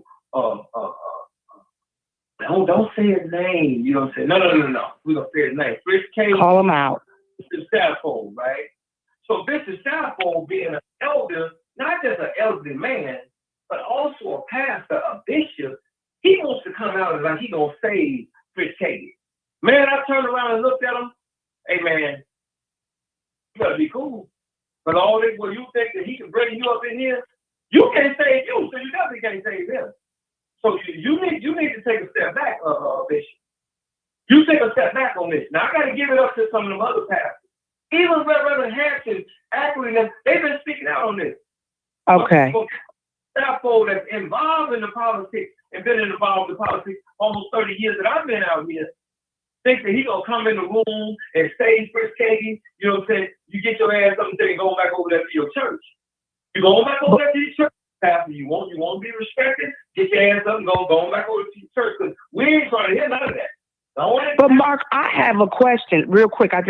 Regarding the pastors, because what I saw the pastors do is redirect the energy, burn the bill. No, you need to appeal the bill. We need to fight against this bill. We need to be downtown screaming at the top of our lungs about this bill. So it just felt to me like they were redirecting that fire that should have been directed at these politicians. Mm-hmm. Okay. But whatever they doing, we gonna supersize. We ain't getting up under nobody. We this ain't about no. They come in and get in front of the people and drive set the collar to the side, set the Bible in your collar and all that to the side. We all Black men and women fighting for the future of our community. And so ain't gonna be no they step up in front of us and softball it or try to stand in the gap. No. We watched that already. We watched that movie already. And so the thing was yesterday for him to think that he could come in and try to woo us to sleep along with Chris Kagan. When Chris Kagan saw that Bishop Southfold, just in case y'all know him, y'all go tell him I'm saying this now. Okay, you know that here's the thing that Bishop Southfold gonna get us under control. He can think again, and when he saw that Bishop Southfold didn't have that control, he said, "Man, it's time for me to go. I gotta get home to my wife and kids." See, he knows that the storm is coming. That needs to happen. It needs to happen.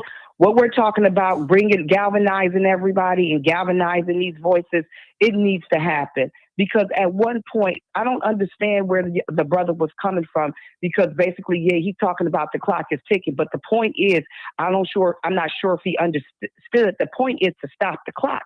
This has to stop. You just cannot keep bleeding our community. Hold on a minute. He said that he's 65 years old, right? Mm-hmm. Did he say 65 years old? If you don't understand about it now, he's too old for us to even talk to. We got a whole bunch of young people that can hear clearly. Ain't got no wax in their ears. Ain't up under no fears. We got older people who get it. There were older people in that room that got it. So guys like him, so much that he don't understand. No, he thinks at 65 years old that he's dealing with some kids that he gonna come and tell him what to do. Okay? Now that's why I'm making it real clear to people like him. Say your ass out there in Harvey now. So what's happening tomorrow? And I'm gonna get off the phone. But so what is supposed to be happening tomorrow? I'm going to try to take off and come on down. The thing that we're doing, you got some people gonna be downtown tomorrow. I mean, the city hall is gonna start being packed. Period.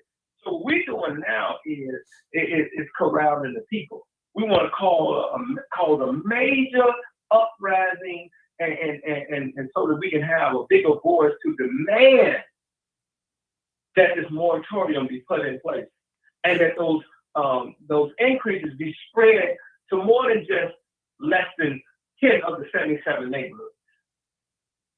I was trying to say, I want us to. And how are they justifying that, Mark? How are they justifying that only 10 of the 77 neighborhoods should get hit by this increase? I'm not understanding that. I asked a two-part question. Who has the authority to only concentrate the increases in these specific areas?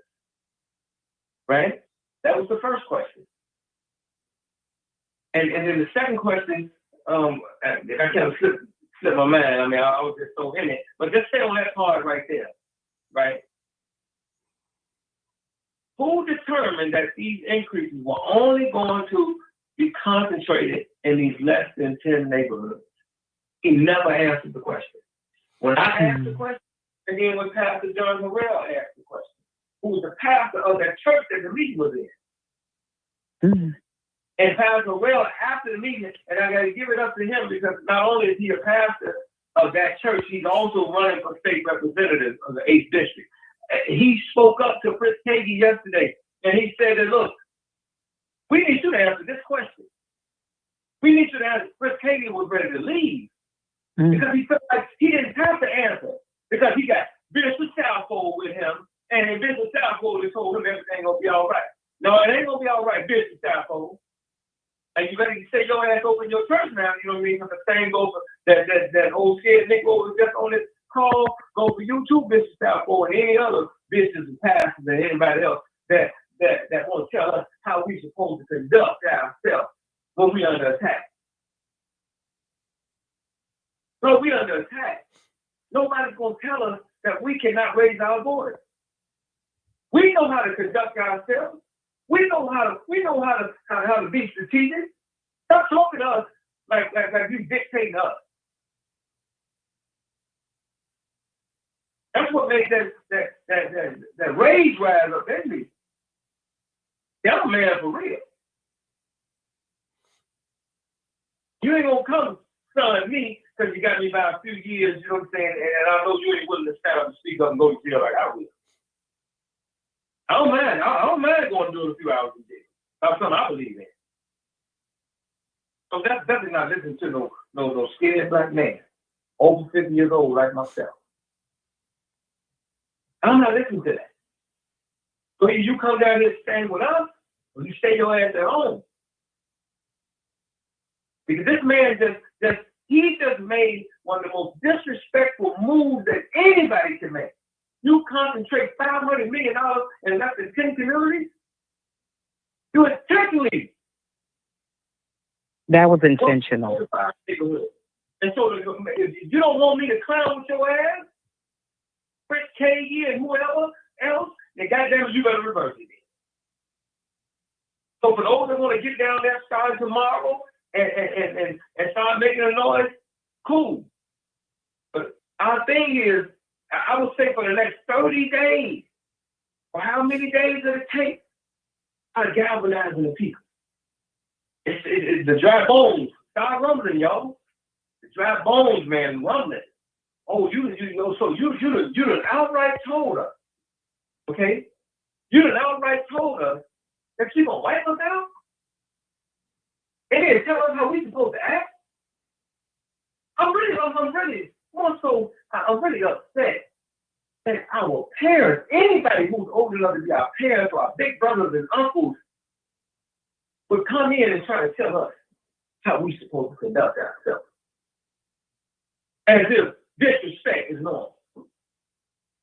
Oh, so we supposed to be okay with being disrespected. And then in return, well, there's a certain way. And then you hear me say, you a child. Bring your ass down there and find out, you know what I'm saying? You don't find out I ain't a child. Bring your ass from Harvey with all that shit you talking, since you think I'm a child.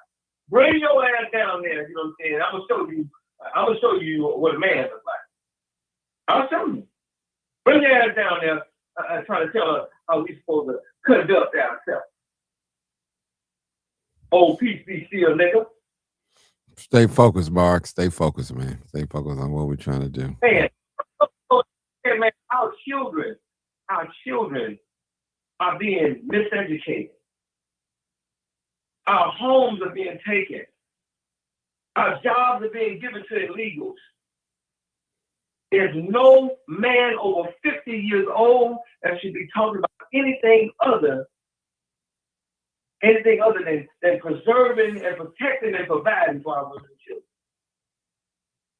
Don't want to hear from no man that ain't talking like that.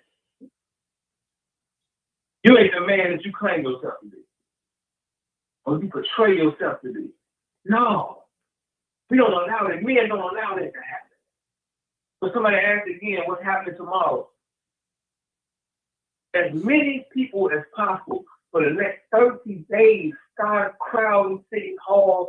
And City Hall and the county is the same building. Everybody needs to start hitting the pavement. Your rent is about to double. Your taxes have already doubled and tripled.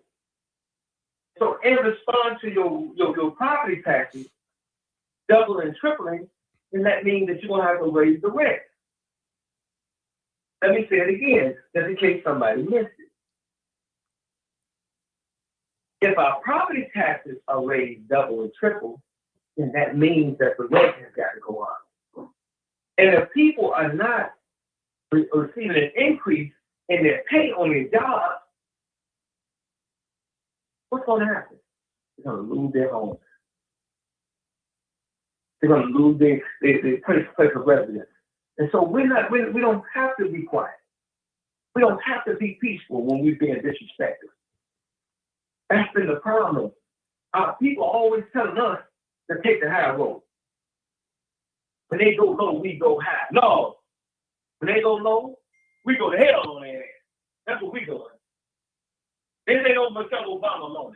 When they go low, when they go low, we going to hell. About these goddamn taxes. About this gentrification. They don't want to hell, and just reverse it. I mean, it's a simple solution to this. Right. Reverse what you're doing. Don't want us raising hell with you? Reverse it. Create the increases evenly all across the city. Because we're not going to be cool. And y'all think we act a fool that LaQuan McDonald shit. This is worse than the LaQuan McDonald situation. Because we've been uprooted We're literally being uprooted. We're under siege. We've been taken. And even when Laquan was killed, we had people just like that guy, somebody 65 years old, telling us how we supposed to act. They literally came down, got up out of their bed, got in their car, burned their gas to come down there and say they're going to tell us how we supposed to act. And a 17-year-old child has been shot 16 times. Christian stayed home. It was worse than Laquan McDonald being killed. We're talking about a city, man, Garfield, Bondale, Inglewood, South Shore, and even out there where he is in Harvey, Park Forest. These people are literally telling us that they're going to wipe us out. And then he had a nerve to come here and tell us he's 65 years old and how he's supposed to be raising more hell than we are. 5 years old. Sad. Go ahead. Really sad. So, at what point as men do we stand up, Martin? At what point as men do we say that we're willing to sacrifice a couple of hours in jail or whatever it has to be for the betterment of our women and children? At what point? What is it going to take? What the hell is it going to take for us to step up, stand in the gap? Does it get any more extreme than you have concentrated $500 million in our neighborhoods? Again, you all that just came here, there's 77 neighborhoods in the city of Chicago. There was a $500 million tax break given to downtown Chicago. And instead of Chris Cagey and the rest who were down there, a part of it, spread it all over the city evenly, he took it and concentrated in less than 10 of those 77 neighborhoods. And a 65-year-old man telling us to be cool, and in a certain way you should say, nigga, fuck you. Get your ass out of the way. I mean, every word I just said out of my mouth. Real talk. Fuck out of the way.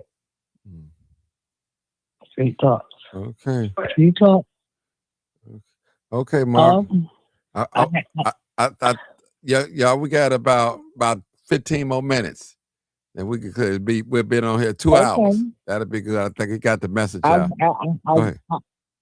I waited 6:09. I waited for a while, and I got cut off. I already said one thing I said as far as I was speaking about the 6:09. I waited for a while. Okay, hold on, 609. I'm gonna let you talk. Hold on.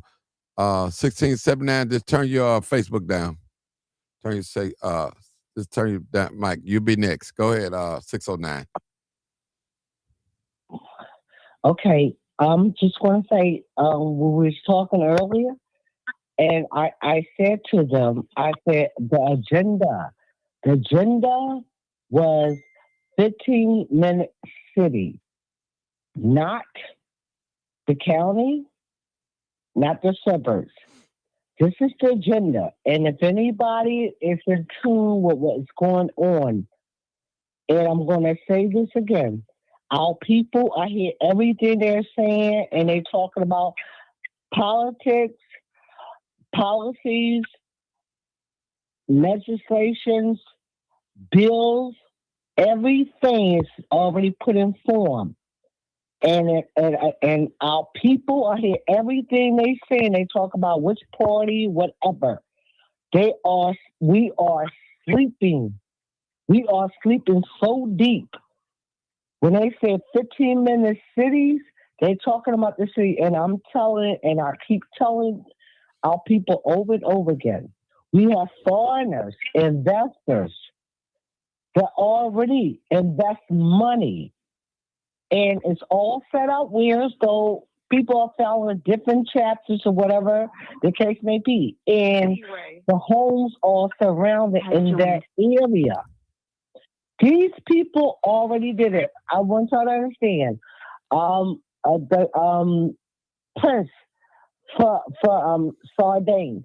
He made a $600 billion investment. And where is he going to take these things? Where is he going? What is really happening? They had agreement on it. So I'm saying. Let me ask you something, man. You ever heard of a thing called making a bad investment? Are you the one been talking for like 30 minutes? And I stopped when I said one thing. You came back in. You're not hearing me. Back up and you came back up and you speaking on the No. You're not hearing what's really going on. Okay? I'm trying to tell our people, and this is very serious. See, when I go spiritual and I speak in parables, it's confusing to many, but it come to pass. Confirmation. Everything I said here the next day, somebody said. Only thing I'm trying to tell our people where we are really, where we're at. Are you coming downtown with us? See, this is what I'm saying. I wish I would. I wish I could. Every time I come try to make a way to go to Chicago, the last time a family reunion, the COVID came for some reason, and I'm tied to Mississippi and Chicago. But that's irrelevant. I'm taking you on. I'm taking you on a level that's bigger than that. It's on a spiritual. I'm very serious. Man, we right here in Chicago. We right here in Chicago. I know, but I let you. I sat here and let you talk for like 30, 40 minutes. Nobody interfere. This word has to get out because y'all are not in tune what's really going on. And I explained to y'all. I explained to y'all before. In Detroit, there's so many Middle Eastern developers. What city are you in? I'm in New Jersey. Okay, so ma'am, we're very clear. We looking for people that we can get to come. We know about the 15-minute city. We know what they planning on doing, but they could have found out what we. You're not hearing nothing. I'm saying spiritual. This is very serious. We ain't working in this spirit. We right here on the ground. Right. Okay, we're not talking about the politicians, what they are doing.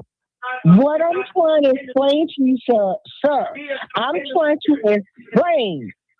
This is all over. Philadelphia, all the cities. Who are in the cities? The black people. This is a target for. Excuse me. Look, I am very submissive. I don't like to talk over a man. I promise you. I'm so submissive. I love when a man speaks, and I don't like to talk over a man. But what I'm trying to say, this is a spiritual thing. Y'all somewhere. We ain't in the spirit. We right here on the ground. Yeah, politicians. We gonna deal with it on the ground. And you act like God. Anything that the devil do, he has to get permission. And I'm trying to tell y'all, we are in a serious thing. We're talking about homeless. We're talking about we're in a place where black people are only 40% or less. They're not talking about how many young people getting killed. We're talking about 40% a million. Okay. Okay. You know, it's fair. You know, look, Mama. I can vibe out of here. Mama. I can vibe because Mama, I'm gonna give you a couple more. Hold on, Mark. I'm gonna give a couple of minutes because she do support me, and I want to give my supporters a chance to talk. Give a couple more minutes. Come on, sister. Wrap it up. 2 more minutes. Go ahead. You know, okay, I won't do you like that. Wrap it up. Only thing I'm trying to tell y'all focus is on politics, left, right, and all this other stuff. But what I'm trying to tell you, the true target, according to statistics, they say it's only 40 million of us. Okay? It could be less, the young brothers, sisters, it could be more. We really don't know because they lie to us. but the target is on us. And right about now, y'all talk about all these people go to the White House, go to this and that. Y'all missing the whole thing. These people are swiping up. And if they can take 133% of Illinois and tax them, and I don't know too much about it on different sides, but the rich side, which is the middle class, the white side, 10% in charge of 133%, and it's acceptable. It only takes 3 months. This is serious.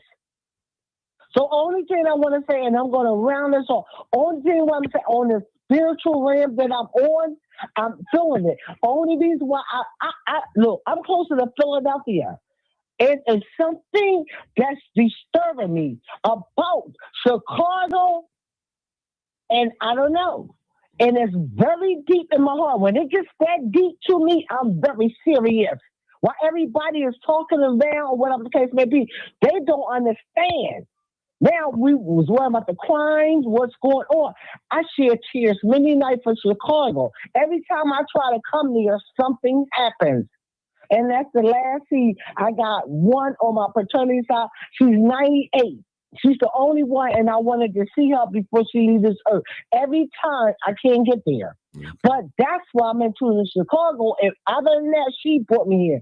But I'm telling y'all, it's so serious. Okay, we got to go to the next caller. Okay, thank you so much. I can't. Okay. Okay, because he's the guest of the day. Okay, she's done. We're going to go to the next caller. Next caller. This is, okay. Okay. What happened on the East Coast was, as those Jamaicans and all those different other immigrants were coming into the East Coast, whether it's New Jersey, New York City, you know, those immigrants were flowing in. And they were under some assumption that they had this relationship with these people. And you have people like Dr. Claude Anderson telling them in California, New York, and Florida, and Minnesota, he was telling them, y'all letting these people come in, they're going to eventually take over. And they didn't heed the call. Not only did they not heed the call, a lot of them was laying down and having babies with. And something they had got breeded out. Now, part of it is some people didn't know. The other part was, guess what? They was having fun. They was disobeying God. They was wandering in the wilderness, partying and drinking and having sex. And looked up, and them Jamaicans and them Haitians and all them other immigrants had took over New York City. And took over Jersey. And so they go home. Sure that it don't happen to us. We ain't crying for no immigrants. They going home. They refuse them to come over here for votes.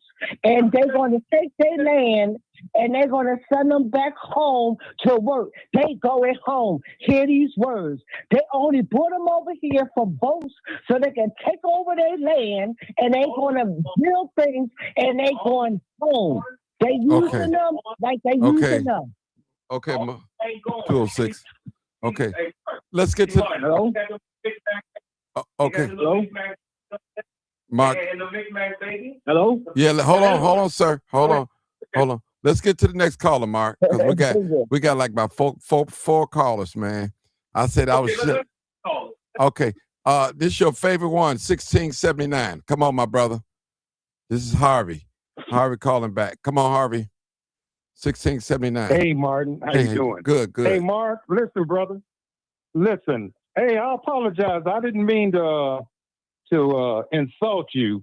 It was not my intention.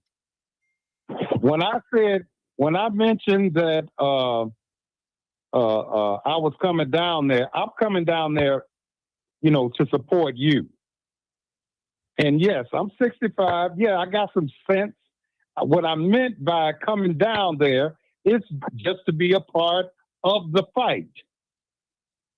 I'm a part of this struggle that's going on. Yeah, it hurt me to have to pay that money on my property. But I knew that it had to be paid or they're going to take it. But I wasn't standing alone. A lot of Harvey residents, we all got together and went down there to Christopher Clark and went down there at the City Hall and discussed about it. And what I was meant by, the 9%, that's just the game that the white folks play with us. Pay later. Put it in layaway. And all I'm saying is that we come in City Hall and we pack Maria Patler's office house on that first floor. You think she's gonna hear? Do you think our unity is not gonna be heard and listened to? Yeah, I think it will. Hear me, sir. Listen to me on this. A finger can't do nothing with a fist. See that finger versus that fist? But when the fingers get together, the fist ain't no power with another fist. See, we've been operating as individuals. We've been talking about I and me. And let me say it again. During the pandemic, the clock stopped. Stop. It shows you these are man-made decisions. Sorry, I'm sorry. I didn't know I wasn't mute. My bad. Excuse me. These are man-made decisions and woman-made decisions. Man and woman, human beings. These are human-made decisions. That if enough of us go down there, we're gonna change their mind. But if you go down there with thinking that it's all about me, yeah, they're going to defeat you. Yeah, they're going to tell you no. Well, how are you going to tell 10, 20,000 people no? How are you going to tell 10, 20,000 people no? Let me give you this last example. You can go with it, then we get back to you. We live on what's considered the west side of Chicago. We have 5 wards. Each one of those wards have 50,000 residents. Each one of the wards. We're talking 250,000 people. Now that's just standard. That ain't the family members that move for the project to stay on top of each other. And you know what I'm saying? So we might have 300,000 people on what's called the west side of Chicago. Do you know there's less than 20 politicians on the entire west side? Disrespectful. And by being less than 20 politicians on the west side of Chicago, if we rise up on them, what the hell can they do? If we rise up and tell them what to do, what the hell can they do? Nothing. But what the hell we say? But if we keep operating as these individuals, they're going to keep telling us individually what to do. They're going to keep telling us. No, we going to tell them. It's time we start telling them because they never tell us too damn long. And so when you decided that you're going to concentrate $500 million in less than 10 neighborhoods, goddamn, you must want your ass whooped. You must want us to clown with you. You gotta like it rough. You gotta want your ass whooped on. Man, we not gonna be quiet and be cool and peace be still. And you telling us that you finna wipe us out? Wartime. I see Baldhead just came in. We get back to him. Baldhead Williams, y'all see, he just came in on Facebook Live and one on Facebook Live. We went to that meeting the other day at the Park District. And we going here a bunch of white folks in a 99% black neighborhood controlling the steering committee, Martin. They controlling the steering committee. And black people sitting in the room, that means the majority of white folks say what's going to be and ain't going to be in our neighborhood, 99% black. Go to press. No. Before we go any further, disband this steering committee. We don't need no white folks that come and give us no damn answer. Get y'all ass in the audience or get the hell out of the room. That's how we dealt with them. And it was just that simple. That the community spoke and they got in their rightful place. After that, tell the truth and shame the devil. Mm-hmm. Go ahead. No, go ahead, Mark. Let's go to P. Ray next. This is Dr. Rosita. Hey, I'm so sorry. I did not know I wasn't muted before. So, my bad on that. Hey, My Mark, most sincere hold on, apologies. I was not hold on, trying to P. be Ray. rude. P. You Ray. hear me? Yeah, hold on, P. Okay. Ray. Hey, Mark, the moment I said we had 10 minutes, everybody called in. We got about 5 more calls, but we're going to take them all. We're going to take them all. I promise you guys, we're going to take them all. Only because Mark, my guest today, so that's basically why I'm really not saying much. Basically, I'm the co-host. Mark is the co-host. Okay. Please mute your phone until I call on you. Yeah, go ahead, Mark. Mute your phone. Go ahead, Mark. Go ahead, Mark. I just want to say this. All that Finger is a grandfather to the little kid that was shot in the car. The other kid was killed. Right, I remember. Not only is bald head on the Facebook Live, but also Jeremy Harrell, the father of Jeremy Harrell, at the hands of this guy. And so our thing was to go to that car and snatch that steering committee from out of the hands of a group of mainly white folks who had the nerve to tell this man after his kid was shot that we're going to put a bird cage up in dedication of your son being shot and another person's child being killed. What? But I'm saying this to us that we have to snatch our power in our communities back. We're not going to allow them to tell us that, and like Jeremy said, they thought that we were just going to talk. They thought that we were going to stand down. They thought that it was going to be business as usual. No. Oh, no. So, P. Ray, tell them, how much did your taxes go up? Now, she's in Austin. So what happened with your taxes over there?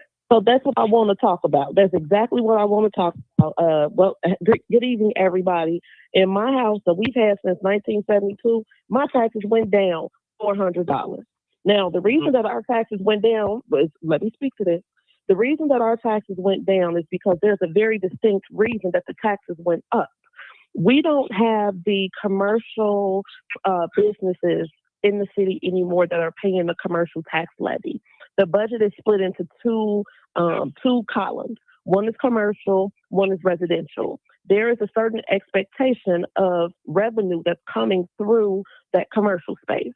However, because we don't have the businesses, we know that the Citadel left. We know that United is leaving. We know that Boeing is leaving. We know that Caterpillar is leaving, along with a whole bunch of other companies downtown, which is why like State Street is vacant. Michigan Avenue is vacant. So none of those buildings are paying taxes. And therefore, what we missed from the commercial spaces have now been pushed on to the homeowners. Okay, so that's why people's taxes went up. But your taxes went up the most if you got vacant lots on your block. Because if you have vacant lots on your block, you have less taxable parcels to split that new tax levy amongst. So for instance, North Lawndale went up because it ain't none but vacant lots.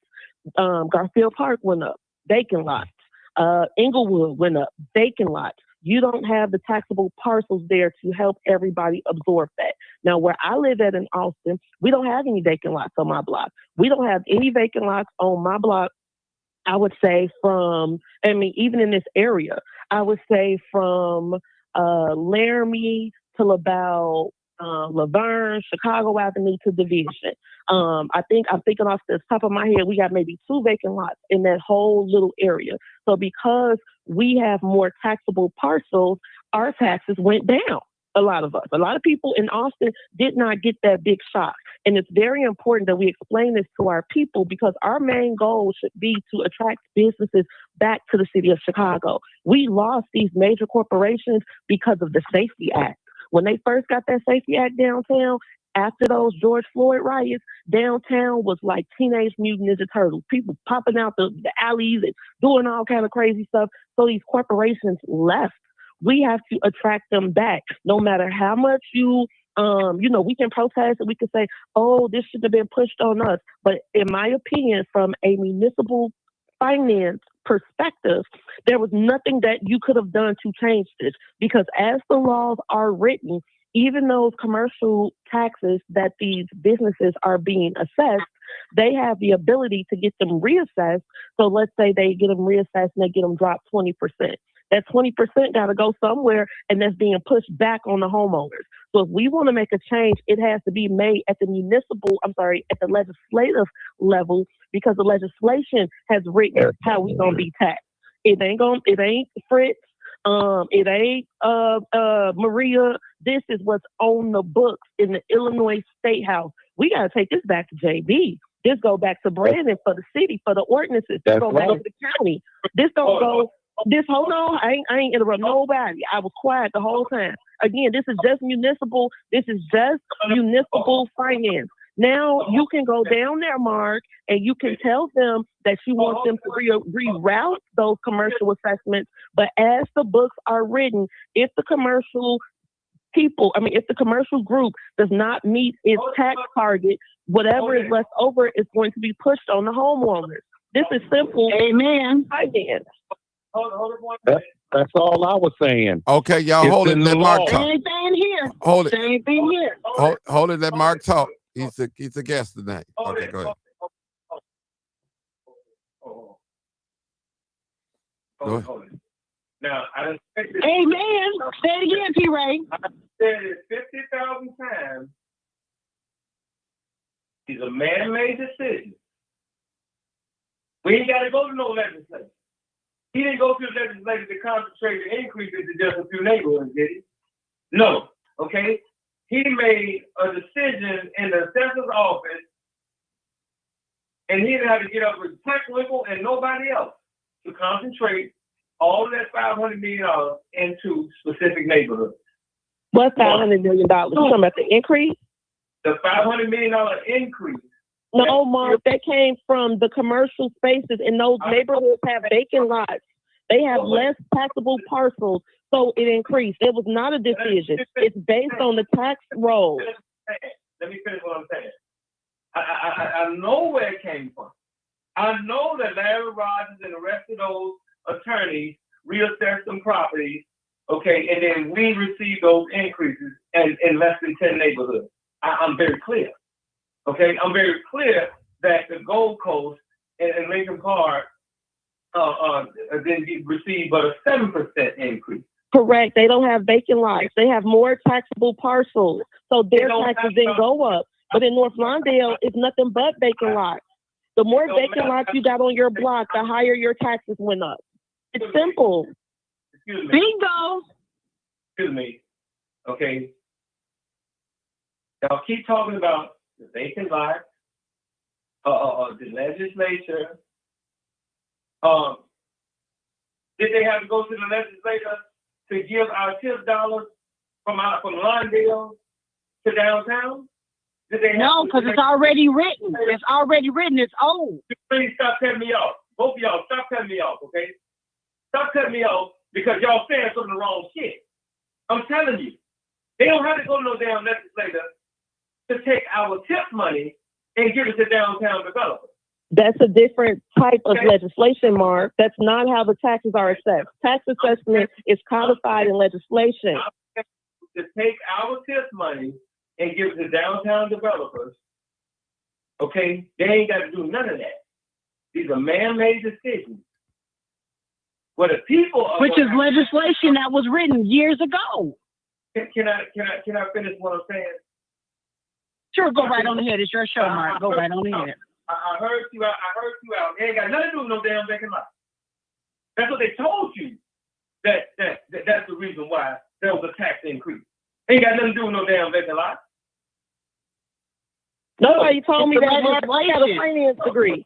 Wait, hold on. Let's get something straight. Didn't nobody tell me that, Mark? I know how to be. I went to school for this. I went to school. I didn't have to learn this. Nobody got to tell nothing. That's what I'm saying. Okay? This ain't got nothing to do with no goddamn vacant lot. Okay? It's taxable parcels, Mark. It has everything to do with vacancies. Everything to do with vacancies. Yes, it does. Yes, it does. It's based on taxable parcels and how we're dividing the tax levy. If you think about Inglewood got a whole bunch of vacant lots too. Exactly. Wherever you got vacant lots, you got a lot of your taxes went up. Okay, we need one person. The increase among. One person talking at a time. Go ahead, Mark. If you have to go to the legislature the Fritz Kagi have to go to the legislature to spread those increases to less than 6 neighborhoods. It was really like 6 or 7 neighborhoods out of 70. No, because it was already written years ago. Correct. It was already written. He didn't have to do nothing. They literally took the assessment that they did not get from the commercial properties and divided them amongst the homeowners. Homeowners who have more vacant lots had less people to divide the new increase by, which means they received a higher tax increase. That's why our taxes went down in Austin, where I'm at, because we don't have no lots.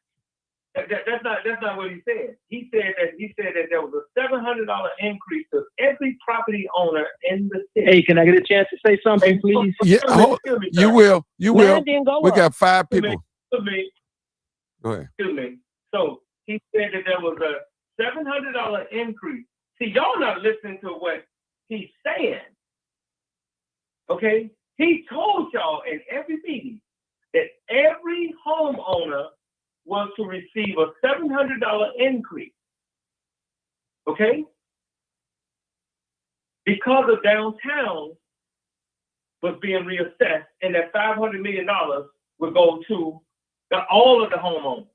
But in turn, he took and gave the increase, spread the increase to only less than 10 neighborhoods.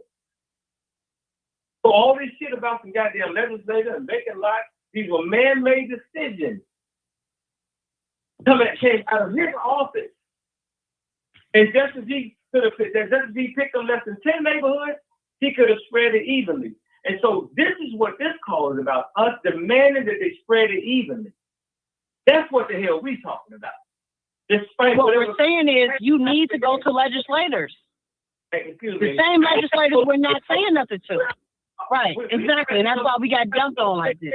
1,000 people, we take and raise 10, 20,000 people up and start clowning with these white folks, and they ain't got nobody to get us under control. And y'all see how all that shit has changed up.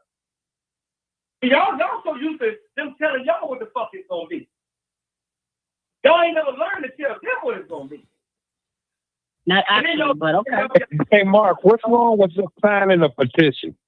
What's wrong with 20,000 people signing a petition? And them 20,000 people bringing their ass downtown to make some noise. See, we want to always come up what the fuck they said. Fuck the legislature. We gonna reach. I guarantee you 25,000 people show up downtown.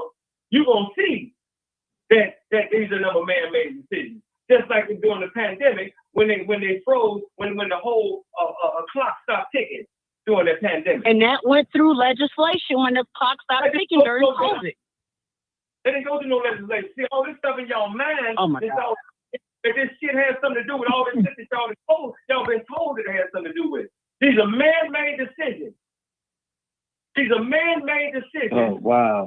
So the legislation, so nobody pays. So nobody is following the legislation that was written in the Illinois State House when it comes to taxing municipalities. Right. Ain't nobody following no municipal law. This is all municipal law. That's why you have to read. That's why we must read. Hold it, people. Okay, cool. Okay, we're gonna concede that it's in the law. Okay, it's in the law. So that means that whatever decision that they choose to make, because it's in the law, they can do it whichever way they choose to do it. And so when we, the taxpayers and the residents of this state, say that this is how you're gonna do it, then goddamn it, that's the way it's gonna be done. Since they got this broad authority to do it however they're gonna do it. He's 100% right. Wow.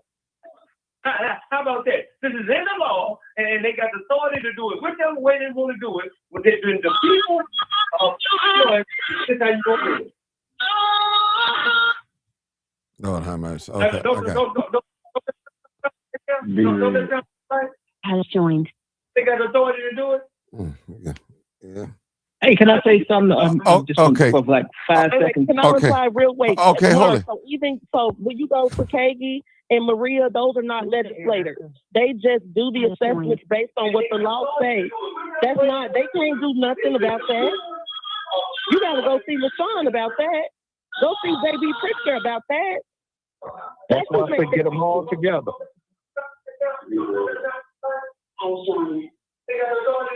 Hey, can I just want to say just a couple of things that I get off so I can listen? Okay, let me, Mark. Let's this gentleman say something. Is burning them up. 0295. Come on, 0295. Come on, my brother. How you doing, brother? All right, I'm brother 10 Speed. Oh, what's And, up, 10 Speed? How you doing? My thing is this: is that how you doing, brother? I'm a health vet. I'm back on the show now. Yeah, But, I ain't seen you in a long time. I'm in the Austin area. Okay. I'm in the Austin area. My grandmother bought this building in '67, and we're still here. I was born in '68. Now, the taxes went up, and it's contained because we had to remortgage. It's contained in our mortgage. So I understand the sister said that the taxes went down, but not over here where I'm at in Austin. I'm born in Austin. My birth certificate is Austin. Our taxes went up. The mortgage went up. Everything went up, and we got the same 2 vacant lots on my block that we had since 1978, but 76. So I remember. So as far as talking about the taxes going up based on the vacant lots, I don't think that's it. But listen to that brother Mark, everything that he said, I'm listening real good. And it's 100. He didn't skip a beat. Like he said, you can make this happen. You all talking about the laws are written in the books. No, the laws is man-made. And everybody want to talk, we want to follow law. You got the green. It don't matter. Like he said, everything is what they telling us. And we're saying, okay, what they tell us is back in the books. Really? Is it really in the books? Or is it what they are saying? Now, like you said, the sister said that she's in Austin and that she had her taxes went up. Well, ours went up. Ours went up tremendously. I mean, big time. So, like I said, I'm on a block that I was born in. I'm 57 years old. I'm in the house I was born in. So how you going to sit and tell us that this not going on? Everything that brother Mark had said, wait a minute. Everything that brother Mark had said, he didn't skip a beat. So I'm listening to him. I'm listening to you also too, sister. Was it Sister P. Ray? Sister, you too. Yeah. And you talking about okay, well, this in the books, that's in the books. But I'm trying to tell you, like that brother said, when you put boots on your feet and you step down and you get down and say, wait a minute, who you ought to determine what's going to happen with us over here and over here and over like that. You can demand that stuff. My alderman is Jason Irvin.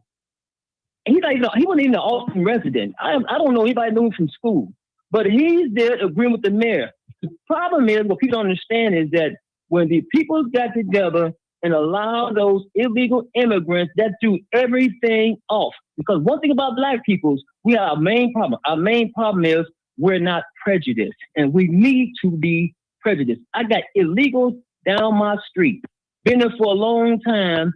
Nobody, they were about being knocked aside of head, but knocked me aside of my head. It's like that. Well, block I was born on.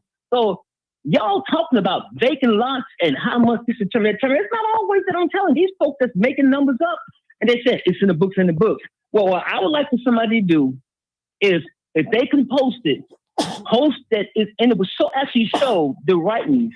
It's in the books of the vacant lots that causes your taxes to grow. Because sister, your taxes didn't grow, but your taxes didn't go, but our taxes went up. So what's the difference? I'm in the Austin area too. Okay, so let me respond to you, sir. So you said you got 2 vacant lots on that block. So when that commercial tax levy, since I was 9 years old. I know since you was 9 years old. We've been in our building since 72. Okay, so you ain't the only one with deep roots in Austin.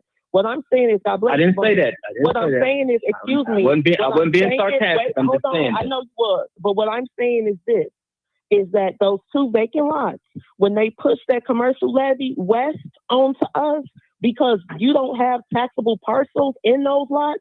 We don't know. I don't know if that was a single family home. I don't know if that was a 2-flat or 3-flat. What two flats. Okay, so 2 flats, right? So those 2 flats were going to absorb that commercial tax levy. But because there was no property there to absorb it, it bounced off that vacant lot and back into all the houses on that block. So yes, your taxes went up because you have 2 missing parcels that are not absorbing the increase. That's all I'm saying. But it wasn't up. Wait a minute. It didn't go up. It didn't go up in. What? Listen to what I'm saying. That I'm still saying, right, sister? It went up. Right. It didn't go up to this year. Right. You're right. Correct, sweetheart. Why come it didn't go up in the past? Because you had less commercial taxes this year. Every year we're losing more and more businesses. The more businesses the city loses, the more commercial taxpayers we lose, which means those commercial taxes are going to be pushed onto the homeowners. So every year that leaves, we get more. Like, for instance, the Citadel left. what's his name? Ken Griffin. Ken Griffin was paying $122 million himself in taxes. The Citadel was a multi-billion-dollar corporation. When they left, So that affect me? Those taxes. United Yes, it does. So that- taxes. So that affected me on the west side with these two vacant lots that have been for a long time. Yes, Okay. yes, Okay. yes. Excuse me, maybe y'all Okay. can hear Don't me. forget about the churches, Excuse me. not for profit. And the churches and the Excuse me. non-profits. Yes, ma'am, Excuse because me. they're not paying property taxes either. Excuse me, P. Ray. Yes, ma'am. T-Ray, hold on. Because y'all keep talking about these vacant lots. Okay? You keep saying Right. the taxes rose because of the vacant lots. Let's say they did raise because of the vacant lots. Okay? Let's say the taxes were raised because of the vacant lots. Let's concede to that. The taxes rose because of the vacant lots. So goddamn it, if the downtown can use the money but don't have to pay it, then downtown should be paying the increase based on the vacant lot. Let me say it again. Let me say it again. They didn't want to pay no taxes. Their burden was put on us, along with the vacant lot. It's the same downtown and developers and contractors who turn around and use those same dollars under TIF and every other program. And so since they can use the programs and the dollars from the Department of Planning with TIF, and goddamn it, they can pay. And so what I'm saying is, we're going to raise the people up, and we're going to shove it down their throat that since y'all ass want to save $500 million, then you should not be able, we saying, don't allow them to use our TIF dollars that come in those pots. We're saying that because we got the vacant lots, we going to use our own TIF dollars. But see, Right. we going to what they say. Yeah, I agree with that. And that goes back to legislation and your aldermen. Correct. You got to pay. Can I say something real quick, Martin? Just real quick about this vacant lot situation. Go ahead, Erica. The Hold on, Mark. thing Let about Erica the go. vacant lots, right? Those vacant lots have been there since Martin Luther King Jr. was assassinated and the riots broke out in Chicago. That's how long those vacant lots been there, okay? So the communities have been divested, and all of this stuff is by design, okay? So we cannot continue to allow them to dictate how things are going to be handled in our community. No, it's time for us to tell them what we want in our community. That's what we are. Some people own those vacant lots. No, you just hold up. Just hold up. Because see, first off, when you're in a battle, you don't enter a battle with a defeated mindset. When you enter Tell a the battle truth or go to and war, shame the you devil. go with the spirit to win. See, all of y'all on here talking like you got a defeated mindset. You giving all the power to the enemy. You're giving all the power to the enemy. But All I want to say is, but just let me finish. Just let me. I don't want to have to talk over you. some people own those vacant lots. I bet if I ask you, do you believe in God? Are you a God-loving, God-fearing person? You would tell me. You would tell me. One Yes. mic. One You mic. would tell me yes. But see, a God-loving, God-fearing person wouldn't give all the power to the enemy. They would Well, give see, all that's the black power people's to problem. God. You That's understand? black folks' problem. No, the problem is you Wanna have a wanna defeated talk about God mindset. and God. You have a defeated mindset, and you will always lose when you go into a battle with a defeated mindset. You And have that's to it. have a strategy. Anytime you go into any war, you must have strategy. I just gave you one. I just gave you a strategy. We talking about taxes. The thing about it, like I said before, is that black folks' problem is we need to be prejudiced, and every time we got an issue, we want to get spiritual and get godly with the Bible and all that kind of stuff. when Yeah, my we were fullness always I has turning given you. told- You don't talk about. You ain't gotta talk about God. God is God. Of my fullness I have given you. That means that we got the power to do it ourselves. So don't call on God. Don't call on God. Call on yourself. Stop 1 minute.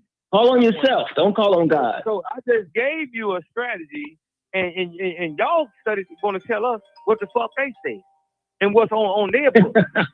Okay, you keep telling us what the fuck on their book. Okay, Right. she's telling you right. She's telling you as a man that if you don't have the power to say that you win, and you always I understand that. Let's take a step back. Just take a step back. I understand that part. But sometimes, you know what I'm saying? That you the 65-year-old man, right? No, I'm the 65. I agree with you. But you still have to have. I'm 57. You still have to have a strategy, No. Mark. Excuse me, sir. No, I'm 57. I'm 57. Okay, 57, 65, me 52. Sometimes, listen to what our women are saying.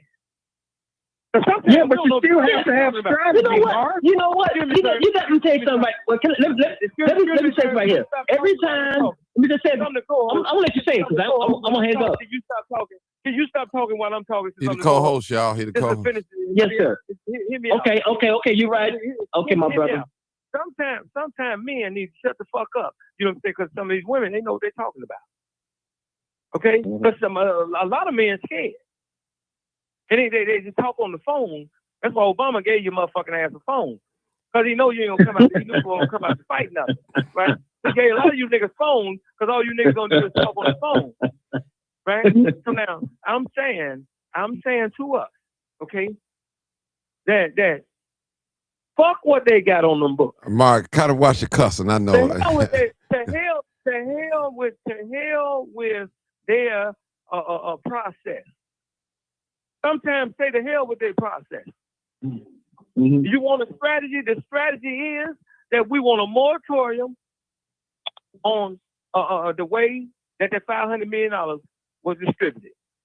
We want a moratorium on the way that $500 million was distributed. We want it redistributed to where it's spread all over the county.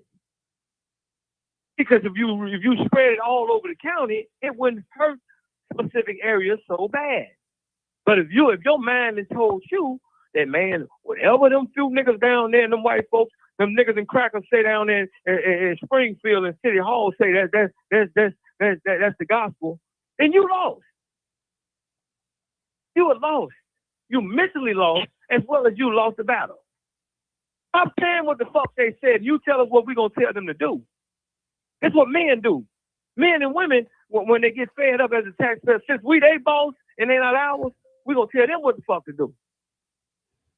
We ain't gonna keep coming with the fuck they said. Mark, the cussing, man. I know, I understand. All right.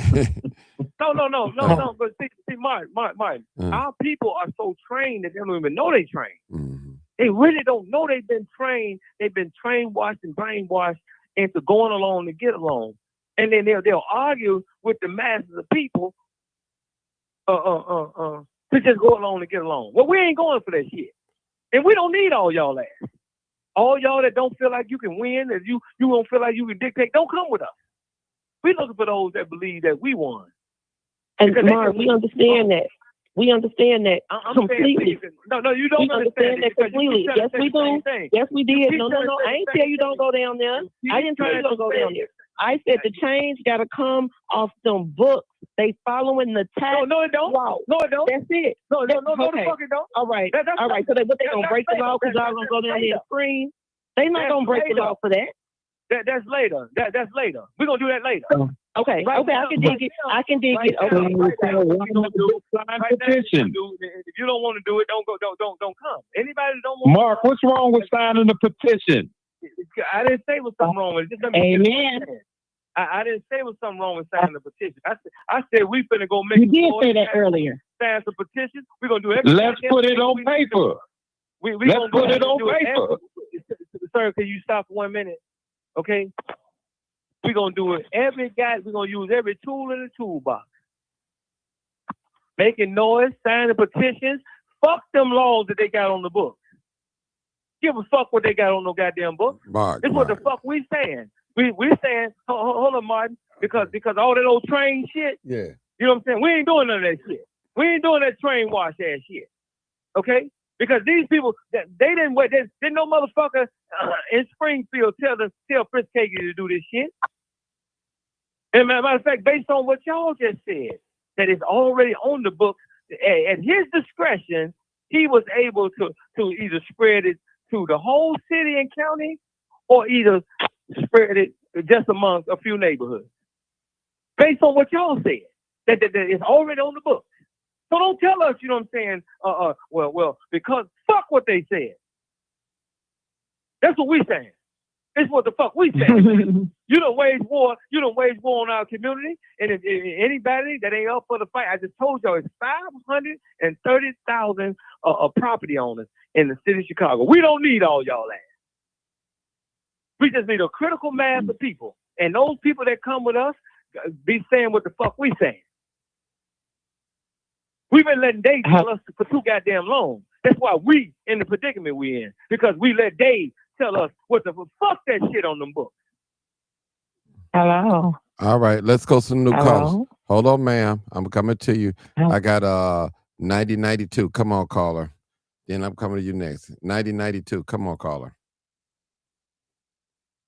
Caller. Hello. No, not you.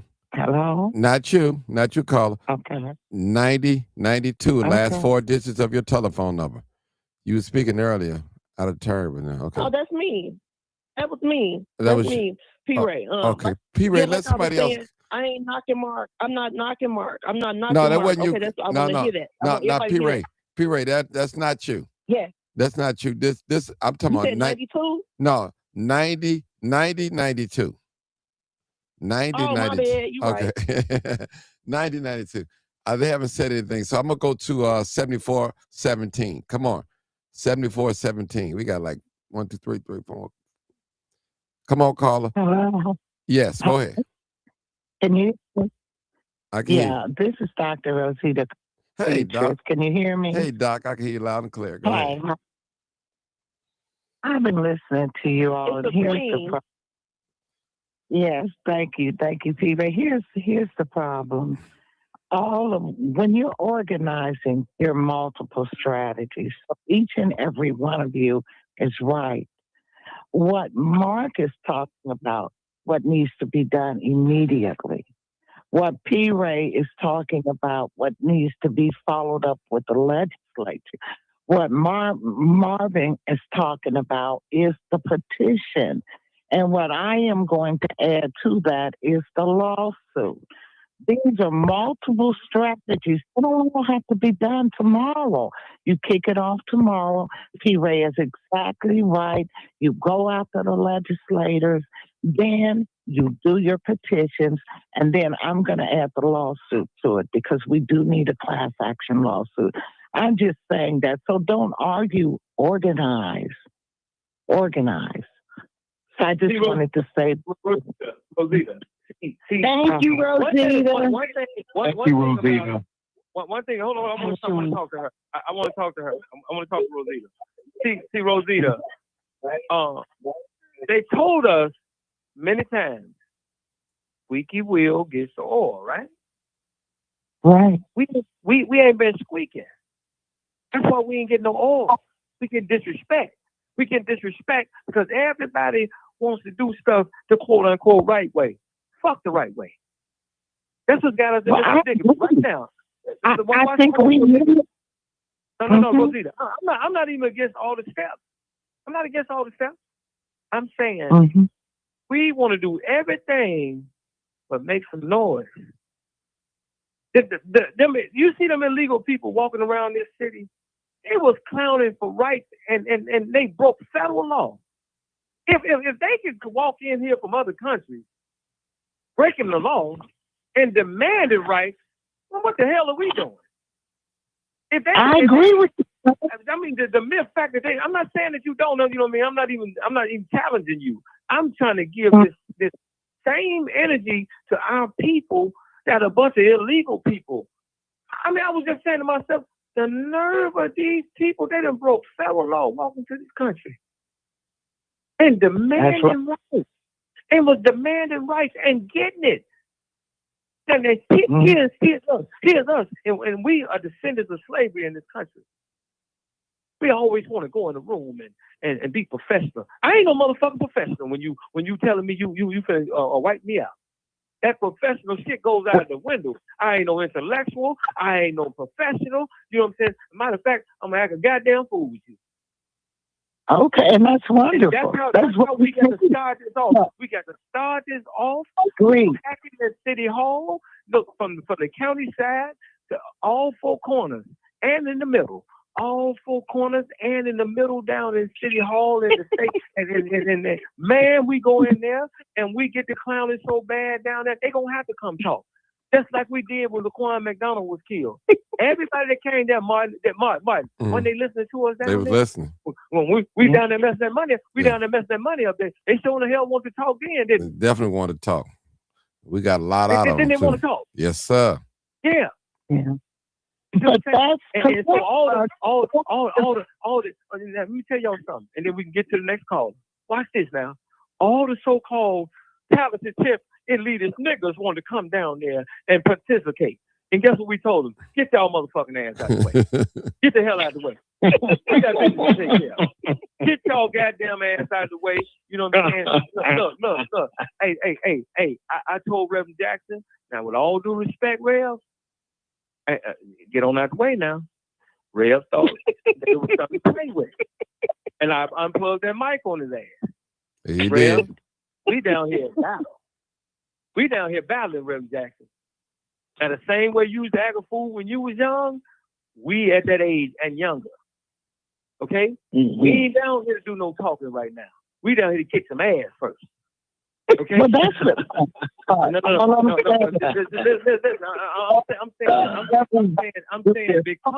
I'm saying because we went down there and made some noise, kicked some ass, kicked some tables over. We got a sitting mayor to walk out of City Hall and never come back. We got a state attorney. We defeated a state attorney. Mm-hmm. We made a police chief quit.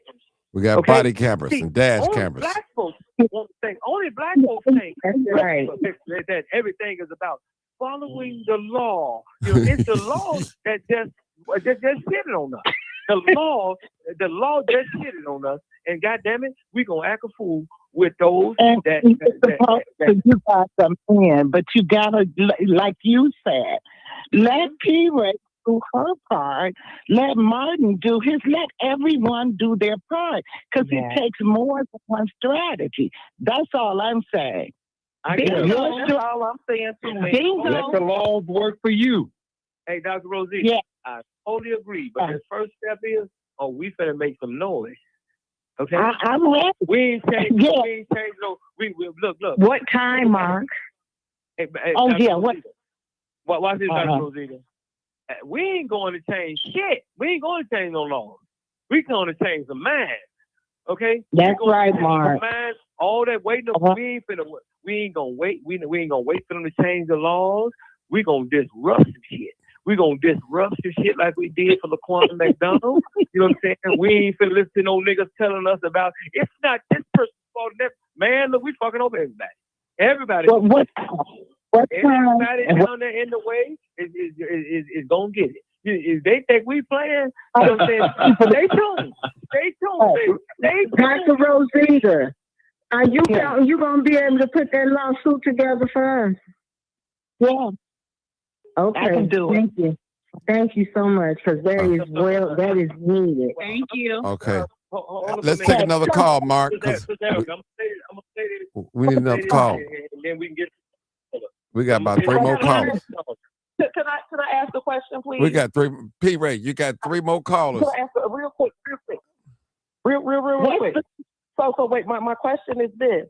As we go in to act the fool, is anybody going to go act the fool over there on Ashford Court in front of JB House, seeing that this is a state issue? How y'all going to lay down on bingo? Hold it. In Mark's defense. In Mark's defense. Hold on, P-Ray. Hey, Mike. Go ahead. Hey, Mike. Yeah. Hey, Mike.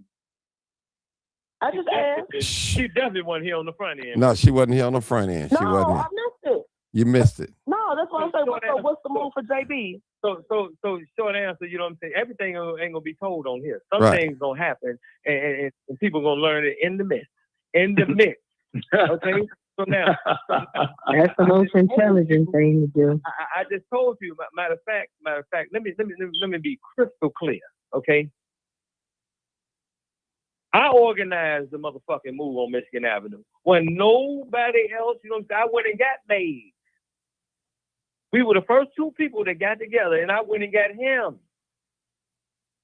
And we went to the goddamn partner house. We went to the financial district. We was trying to get on Astor Street where all them federal judges live at, and they blocked and police. For 5 hours, 5.5 hours, we marched and clowned like a motherfucker, and got some results. And we also went to we also went to a couple of other places. And I'm telling you, I just told y'all, I done mastered this acting a fool shit. I ain't no motherfucking professional. I ain't no intellectual. I ain't none of that. Okay? That ain't my job. Okay? My job is to slay the bear.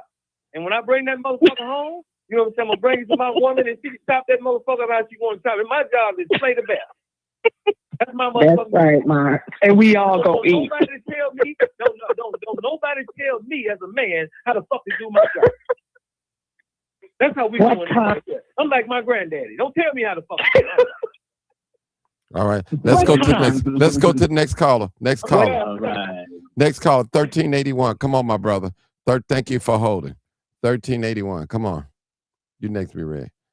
1381. Yeah, I got you. Yeah, this must see TV. I got to see this. Because I'm trying to figure out where all this energy at when all that test money was going on the north side. See, I said on your show right before. The city of Chicago made an investment, and they gonna see a return on it. Now, Mr. Blakemore, last time he was on your show, he said something when they were talking about bringing that plan to City Hall and these people and things like that. And he told y'all, he said, go back to when Martin had that show. He told y'all, ain't nothing gonna change, ain't nothing gonna happen. We'll see. Y'all kept going back at over there. They ain't trying to hear none of that. They ain't trying to hear that. Hold on, bro. Let me finish, man. No, they ain't. Before we go further, are you coming down? Am I covered? Yeah, this must see TV. I got to see this. I'm covered to see. No. We don't need no spectators. No. You can't. Hold on. I'm more than that. Excuse me. You're going to let me talk. I was respectful enough to answer your question. You're a man. Okay? Right. Hold on, Mark. Mark, don't go there. Don't go there because I ain't trying to be disrespectful to nobody else. Yeah, I'm a man. Don't play games with me. Because I ain't got to come. Okay, I ain't got to come. Hold on, brother. Hold on, brother. You getting outside yourself, man. Mm-hmm. Because I'm not disrespecting you, man. I ain't even respectful enough to answer your question. Slow down, man. And I answered that already. Let me finish. Man, I ain't trying to go there with you. Let me finish what I'm saying.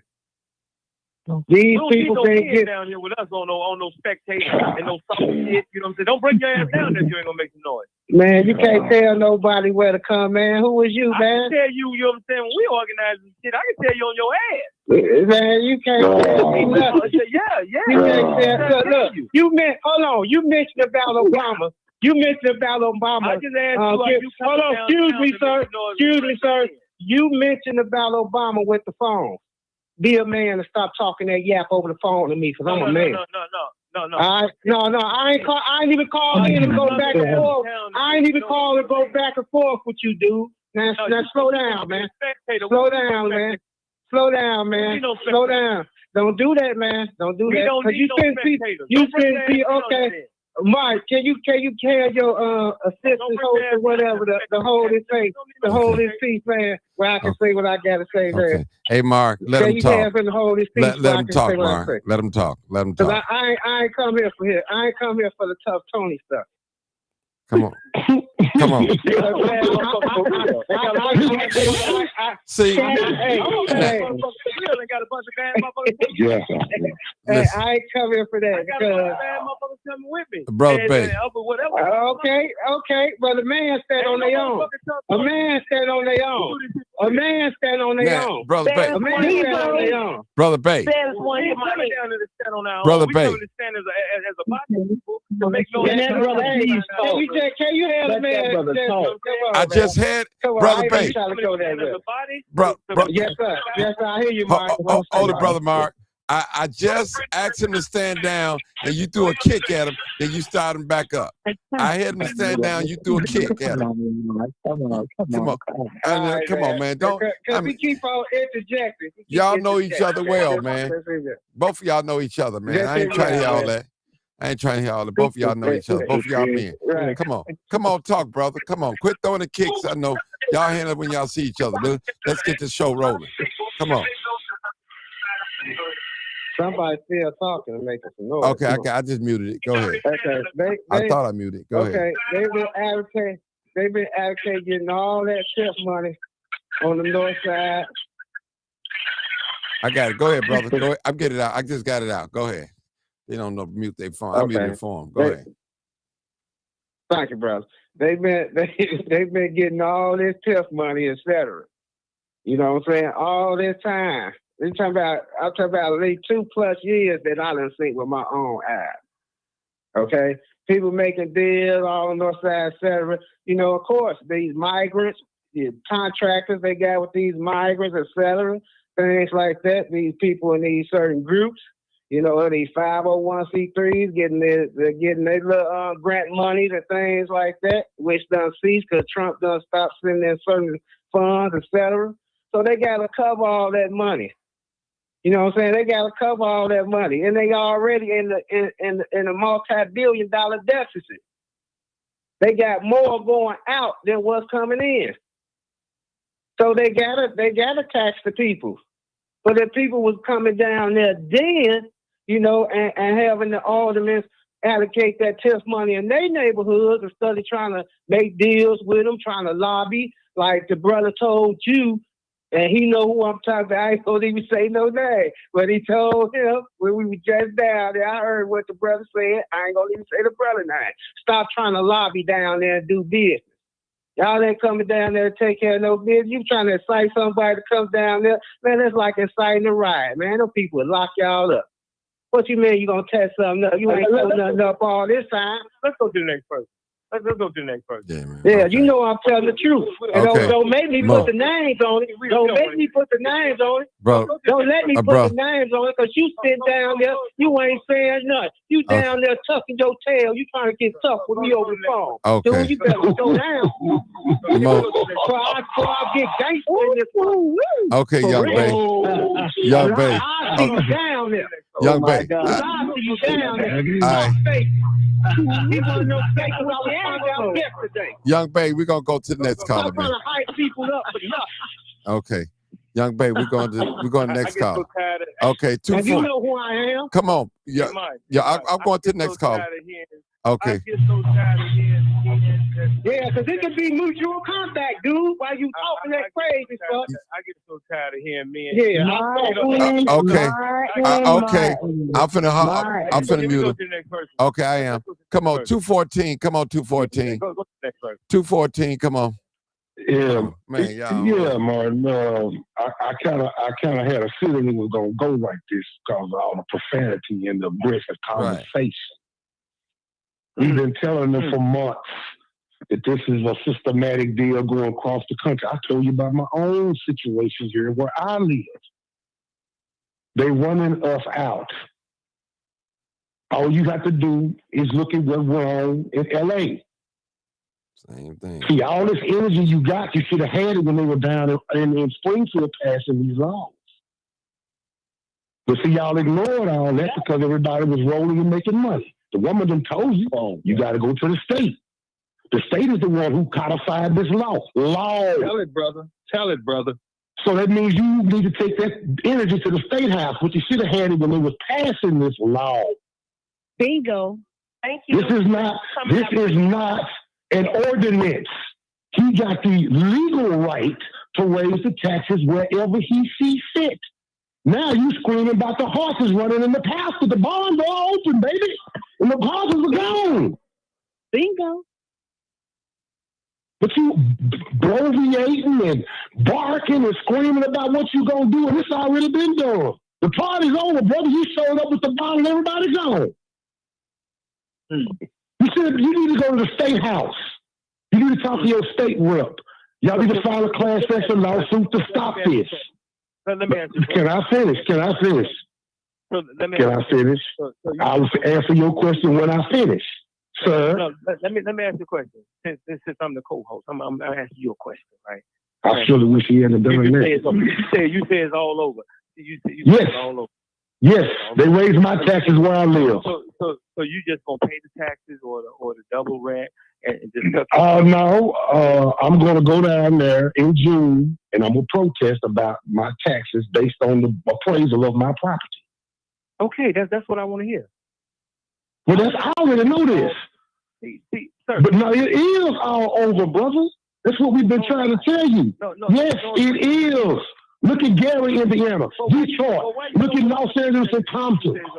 Harvey, Illinois. What did I just explain to you? And I answered your question. You do more talking than listening. That is a problem. I'm not. I'm telling you the truth. You say. Go ahead, brother. What do you think I'm double talking about? You gonna tuck your tail and pay too? I mean, which one you gonna do? No, I told you I'm gonna go down there and protest. If you say I'm gonna go down there and protest. I'm gonna go and protest. They have a system for that. Sir, you go down, they have a commission, you talk to the commission, you explain to them about your appraisal, and I answered you. No. How many times I got to answer you? You go down and you protest. And sign a petition. Now, y'all trying to do something big, and y'all are going to have to file a class action lawsuit to get it stopped. Cool. But the law is codified. The woman told you the law is codified. I'm asking you another question. My God. Go ahead, brother. Okay. I'm asking you another question. I'm listening. If you say it's all over, then why the fuck you going to protest? Because I can.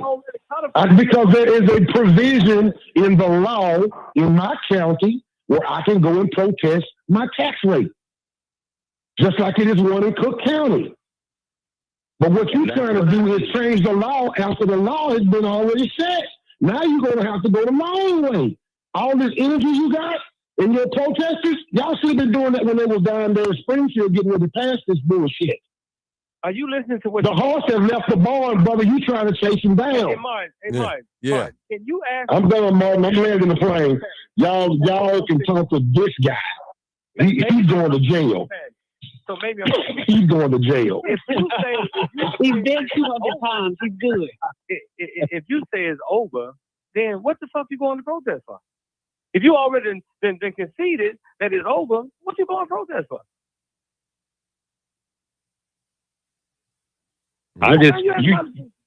You got to use a strategy, brother. I just asked the question. If you done conceded and you done tuck your tail and you say it's over, then why go protest? Don't that make sense? Ain't that a viable question? If you say that it's over and ain't nothing we can do, then what the fuck you protesting for then? The protest is your appeal, personally. But that's protest number one. When you go down there to appeal, I'm not talking to you. I'm talking to him. Ain't nobody saying nothing, so I didn't know who was talking. I'm answering the question. I'm not talking. Okay, but you don't have to talk to me like that. I'm not talking to you. I'm talking. Okay, to but you don't have to talk to me like that. I just answered the question. I'm not. I just said I'm not talking to you. All you do is just be cool. So now, sir, if you say it's all over, then what the fuck you protesting for? I think he hung up. No, he's here. He's here.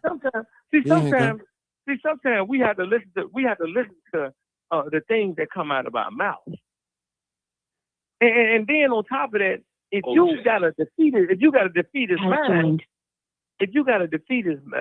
his mind already, please don't come downtown with us. We don't need you. We need people that believe that they can make some change, make a change. Because if you come down there telling us what we can't do, we're gonna get into it with you, right on the spot. So don't come down there with us. We don't want to hear from no niggas down there telling us why we can't win and everybody else and the other side win. Don't bring your ass down there with us. And I mean what I say now. You come down there trying to tell us what to do or we can't win, we're going to get into it with your ass. Why this got to be gangster? You know what I'm saying? Go to the next person, man. Okay, next person. Erica, come on, Erica. Why that got to be gangster? Erica, come on, Erica. 678. Erica. Okay, if she. Well, 678 area code. I don't know if that's a 678. I think that's her. 678. If not, I'm gonna go to the next one. Okay, 281 area code. Come on, caller. 281. What's going on with you, Martin? What's going on? Man, you got a tough show tonight, man. You got some tough characters in it. It's tough. It's tough tonight, brother. It's tough tonight. It's tough. It's tough, man. I'm gonna expound on my brother was saying a couple of callers prior to that. In Texas, you can protest your taxes, and if it exceeds your appraisal, this is automatic win. You know, so that only happens down here. I don't know about it happening up in Illinois. Okay, but yes, it does. Here, yes, it does. Because I protested mine and they changed it. Okay, well, thank you for telling me that. Thank you for telling me that. I like what's going on your show, Martin. But if we're gonna come together and do some work together, and whatever it is, we're gonna protest whatever it is. We can't be socially divided here before we get there. Name calling. Sir, that's why we said we don't need everybody. This is something weird. No. I understand. This is something we're organized. Wait, so if they're not on the page that we're on, we don't need them. No, I get that. I get that. And I would like to sit back as an independent filmmaker and watch you do what you do and tell a great story. Sister Erica has joined. And tell a great story, because if you're going at it that way, they got people that can outfight you, that have more power than you, that don't look like you. You don't own no stores. You don't own the food. You don't own the electricity. You don't own the money. And if we're going to do this, we have to stop with the disrespect first. We don't need everybody. I understand. I understand that, but I would like to sit back and see how that's going to work out. I would like to sit back and see how that's going to work out. You got a whole lot of mouths. A whole lot of mouths. Need all of y'all. I would like to sit back with some cameras and let it roll and see how it work out for you, brother. Okay. Seriously. Yep. I ain't never seen a boxer who's wilding out of control win a fight. I ain't never seen that strategy. You gotta have a strategy. I'm gonna land my plane, Mark. I'm gonna land my plane before he crashed the plane. Okay. What I saw though. Right. Let me tell you what I saw, and maybe you weren't here, so I'll tell you again. Let me tell you what I saw. I saw a bunch of courageous, mostly young people, went down on Michigan Avenue with us and ran a motherfucking mayor out of office. I saw a bunch of courageous people went down on Michigan Avenue and forced a police superintendent to quit. I saw a bunch of courageous young people and middle-aged men and women unseat a state's attorney. We got body cameras, dash cameras. Put that on there too, Mark. Put that on. We made them get body cameras and dash cameras too. Put that on there too. All kind of stuff.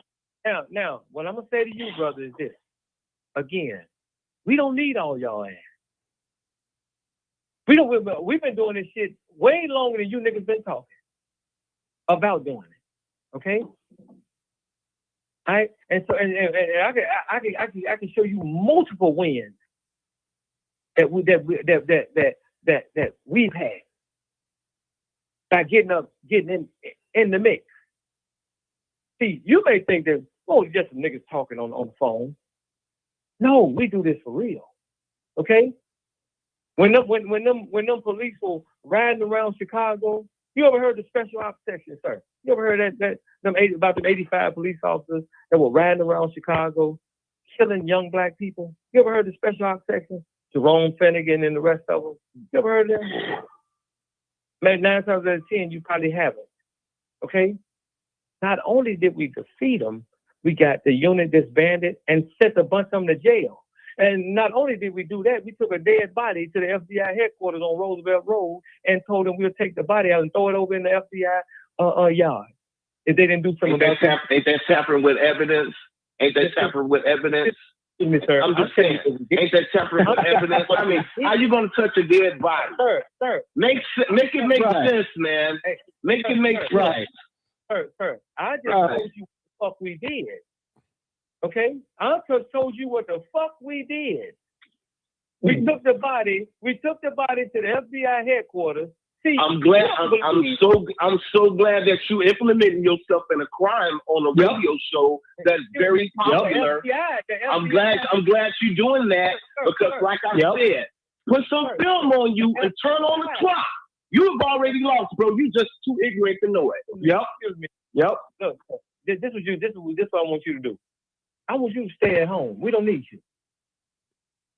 Can I say something real quick, Mark? You know what I'm saying? Just hold on. Let me finish saying this to this so-called man. We don't need you. Stay at home. Okay?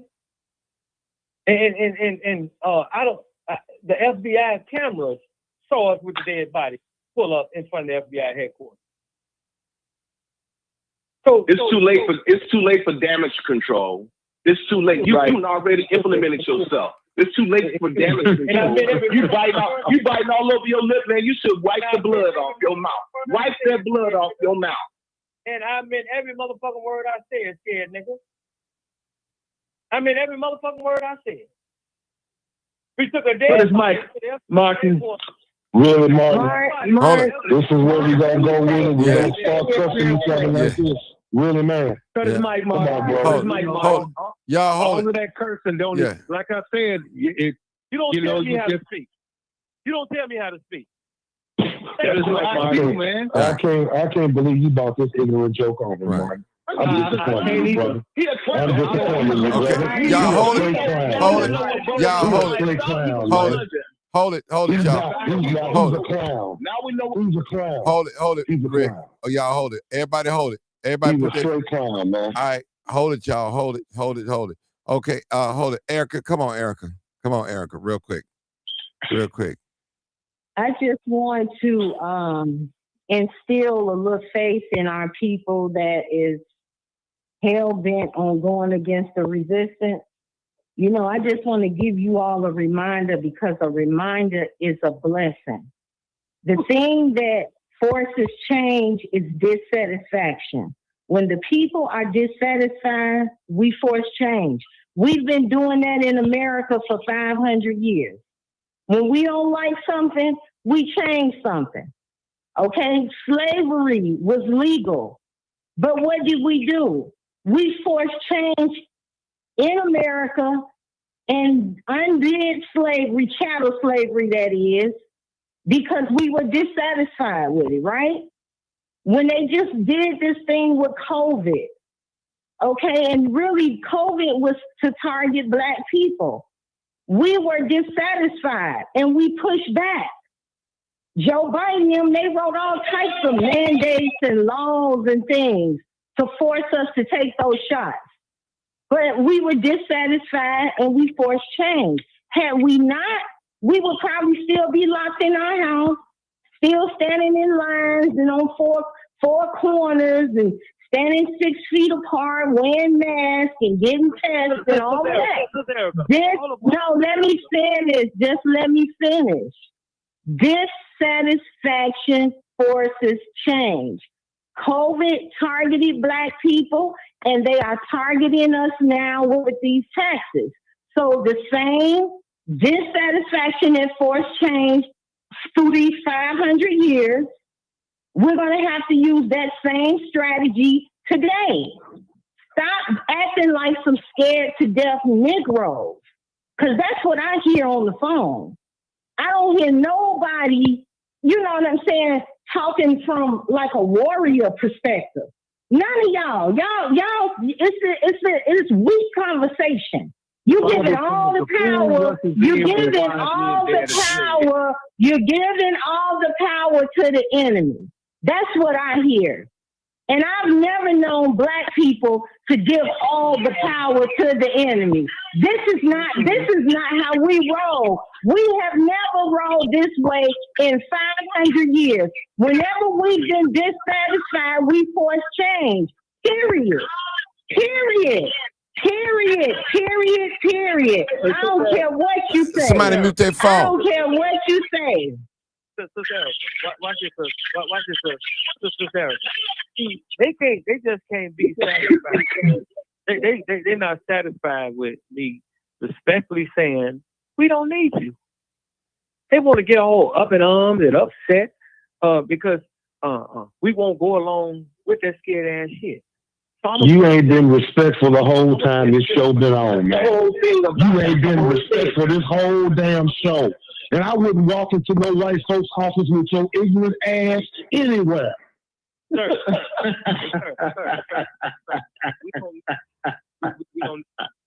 I don't think nobody asking you to walk in there, because would nobody want to walk in there with no scared to death Negro either. So, I'm like kind of tired of listening to it. Real talk. Y'all need to stand down with all of that weak talk.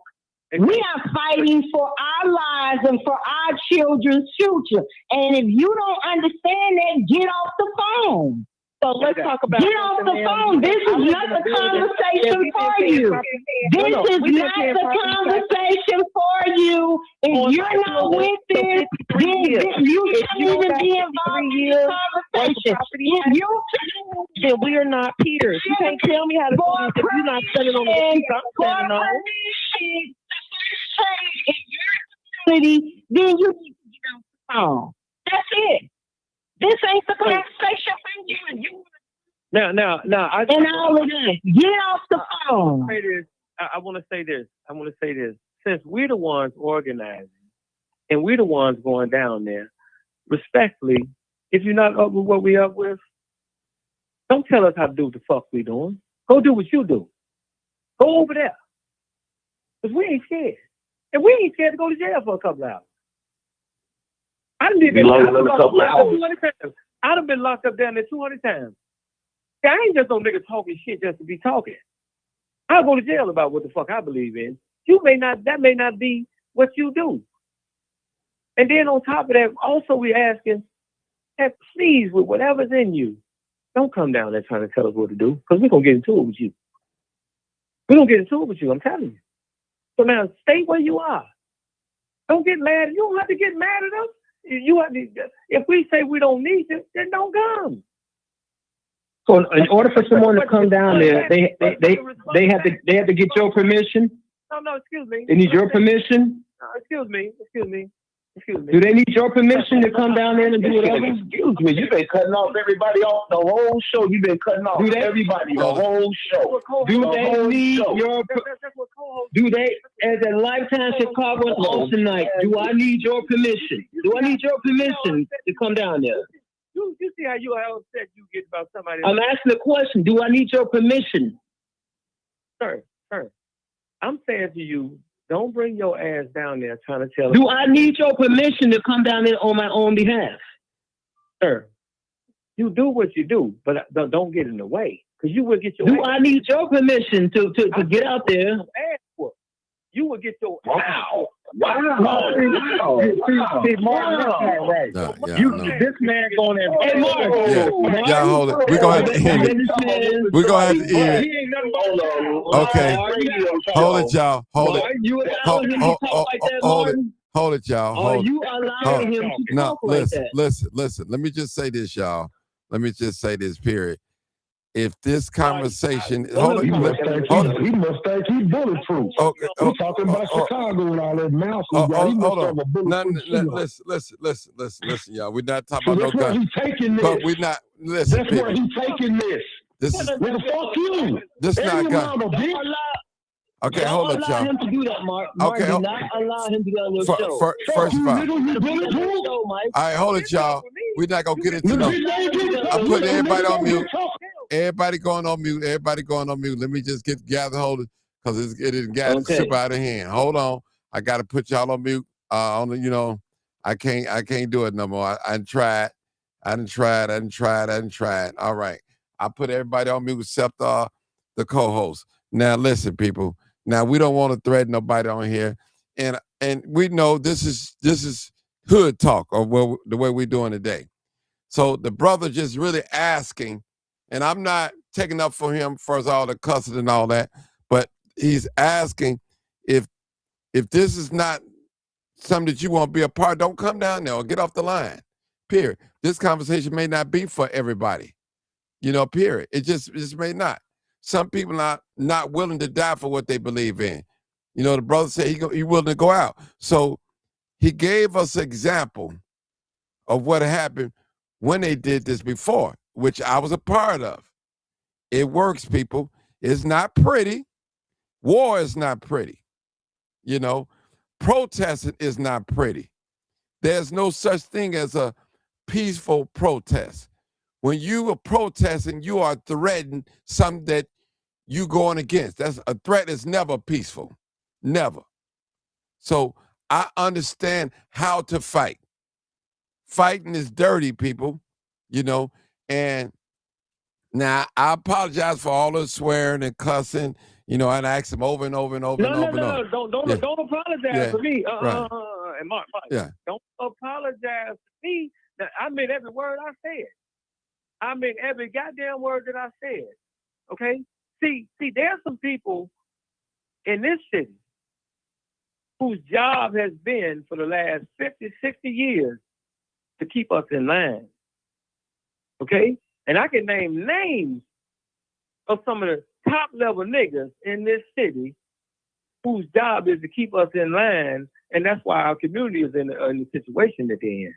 Now, I'm respectfully asking them again, if you're not on what we on, don't come. Do not come down there. I just told you we're going to get into it with your ass. You come down there. Now, you can play that tough shit you want, that you think that you got going on. You know what I'm saying? You'll find out that we mean what the fuck we say. Now, you don't have to get upset because you have ample opportunity to just not even respond to it. We organize it. You ain't got nothing to do with it. We asking that, and we even said that we don't need everybody. But for you to then turn around and get upset because we saying some one way, you saying some the other way, then don't participate. Because we don't respect none of them niggas that's trying to tell us how the fuck we gonna get down. You don't tell us a goddamn thing. You do what the fuck you do. You don't tell us how to talk. You don't tell us how to act. You don't tell us what to do. If you ain't about this shit, you stay your motherfucking ass away from us. Out of here. All right. And we're gonna leave it right there, because it's a serious thing. I've seen it work. It works. It definitely works, people. Bro, our women and children, man, mainly our children. Our children. Man, unemployment been higher than the goddamn depression for the last 60 years. And all these niggas care about is what they got coming. They always want to tell you how the fuck you supposed to do something. Any man that ain't about standing up for our women and children, nigga, fuck you. And if you feel like you're a bad motherfucker and you don't like what we saying, then make our motherfucking nose bleed. But all they're trying to tell us what to do, don't come. Do not come around us, bro. We don't need everybody. We need a critical mass of people so we can push the agenda. Other than that, stop telling us what the fuck we need to do. You gonna do what you gonna do. Listen to that weak shit. We sick of hearing from cowards.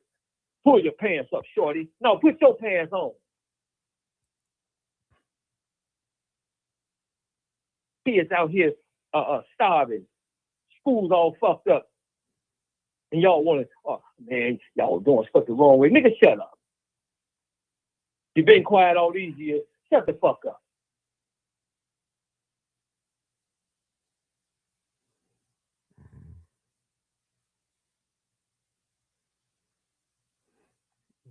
All right. All right, Mark, you got the last word, and we're going to leave it right there. We leave it right there. I mean, we've been on here, 3 hours and 20 minutes? Well, I'm going to end by saying this. We're going to continue to organize. We're going to continue to organize. We're calling on everybody, whether you're renters, homeowners, that are willing to stand up and demand that we have a moratorium and that all of these increases be spread evenly across the county and the city, not just concentrated in smaller areas, in a couple neighborhoods, because it will cause those who receive those high increases to lose their properties. We're not listening to nobody tell us what we can't do. And Sister Erica, you're correct. If they can't take the conversation that we're having, just get off the phone. Because all that you get an attitude, you know what I'm saying? We say what we mean and mean what we say, even when it comes to you. You and them crackers. Old wheat thin ass niggas. See, just like you got crackers, you got old wheat thin ass niggas. Them old wheat thin ass niggas, they always want to tell you what you can't do. And then they get upset when you won't go along with it. See, we the kind of black men that get into it with your ass. I'm 52 years old. The fuck you gonna tell me how the fuck I'm gonna talk? I told you, motherfuckers, I ain't no motherfucking professional. I ain't no intellectual. I ain't none of that shit. I was thrown in the garbage can of society. And then now one of you up and the niggas helped me crawl out. But don't tell me how to speak. You don't like what I'm saying? Get the hell away from me. You don't like how we operate? Get the hell away from us. Because we care about the women and children. Don't be homeless. Niggas gonna get mad at us because we standing up and won't go along with that weak shit. And I'm warning you, all that's in us, don't bring your ass down there fucking with us.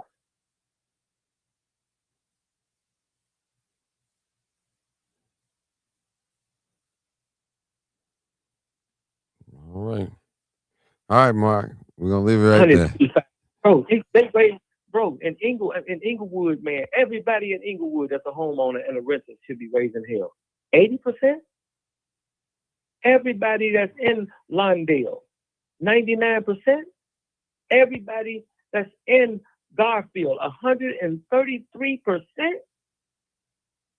Everybody should be raising hell about this. Martin, we were in a meeting, the first meeting that was held about this situation. And I was so upset, man. I could not believe that people in the 60s, 70s, and 80s were just so peaceful while this man stood on the stage and just filibustered, saying nothing,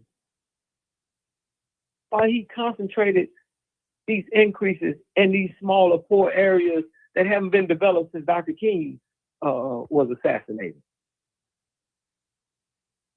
Don't we understand that those increases are going to cause the rents to rise and that people are going to be evicted and that eventually the investors and the speculators are going to come in and suck our neighborhoods up and gentrify. I don't want to hear nothing from no weak man.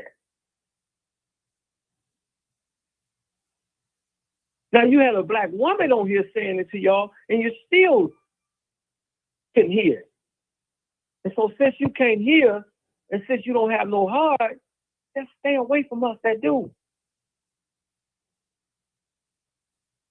Nigga, didn't I just tell you I've been locked up almost 200 times? What the fuck does that tell you? And I ain't talking about, I'm talking about in the movement I've been arrested almost 200 times. What the fuck does that tell you?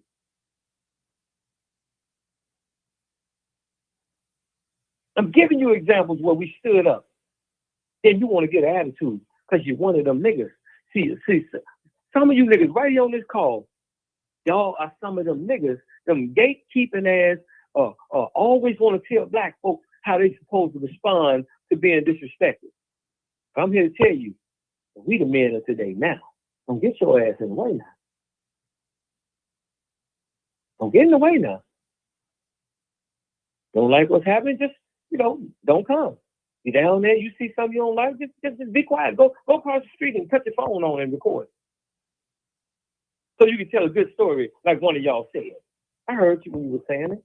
You're going to bring your camera down there so you can tell a good story because you're a storyteller. And okay, well, tell a good story. Don't get in the way now. He's saying no weekend men. Period.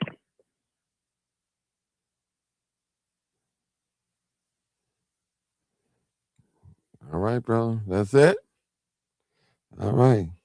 Rest her case. You can get up out of here. Okay, y'all. Y'all already know what it is. You already know what it is. Live, uncut, unedited. Tell the truth and shame the devil. I love being black. All right, people, go in peace. Thank you so much for tuning in. It was a very, very, very interesting show. Make sure you hit the like button, share, subscribe. Please do that for your boy. We're not asking you for no money or anything. We just want you to support the channel. Hit the likes, comment. We should have over 1,000 comments. All this chaos went on here today. And listen, it's real, people. We have to fight for what we want. Listen, power do not conceive itself. We have to overthrow it, people, and it's got to fight. War is dirty. It's dirty. I'm glad it's dirty, people. It's dirty. We got to fight. There's no correct way to fight when you do war. They try to tell us how to fight. You're not going to tell us how to fight. We have to do what we have to do for our people. So that's it, people. Appreciate you.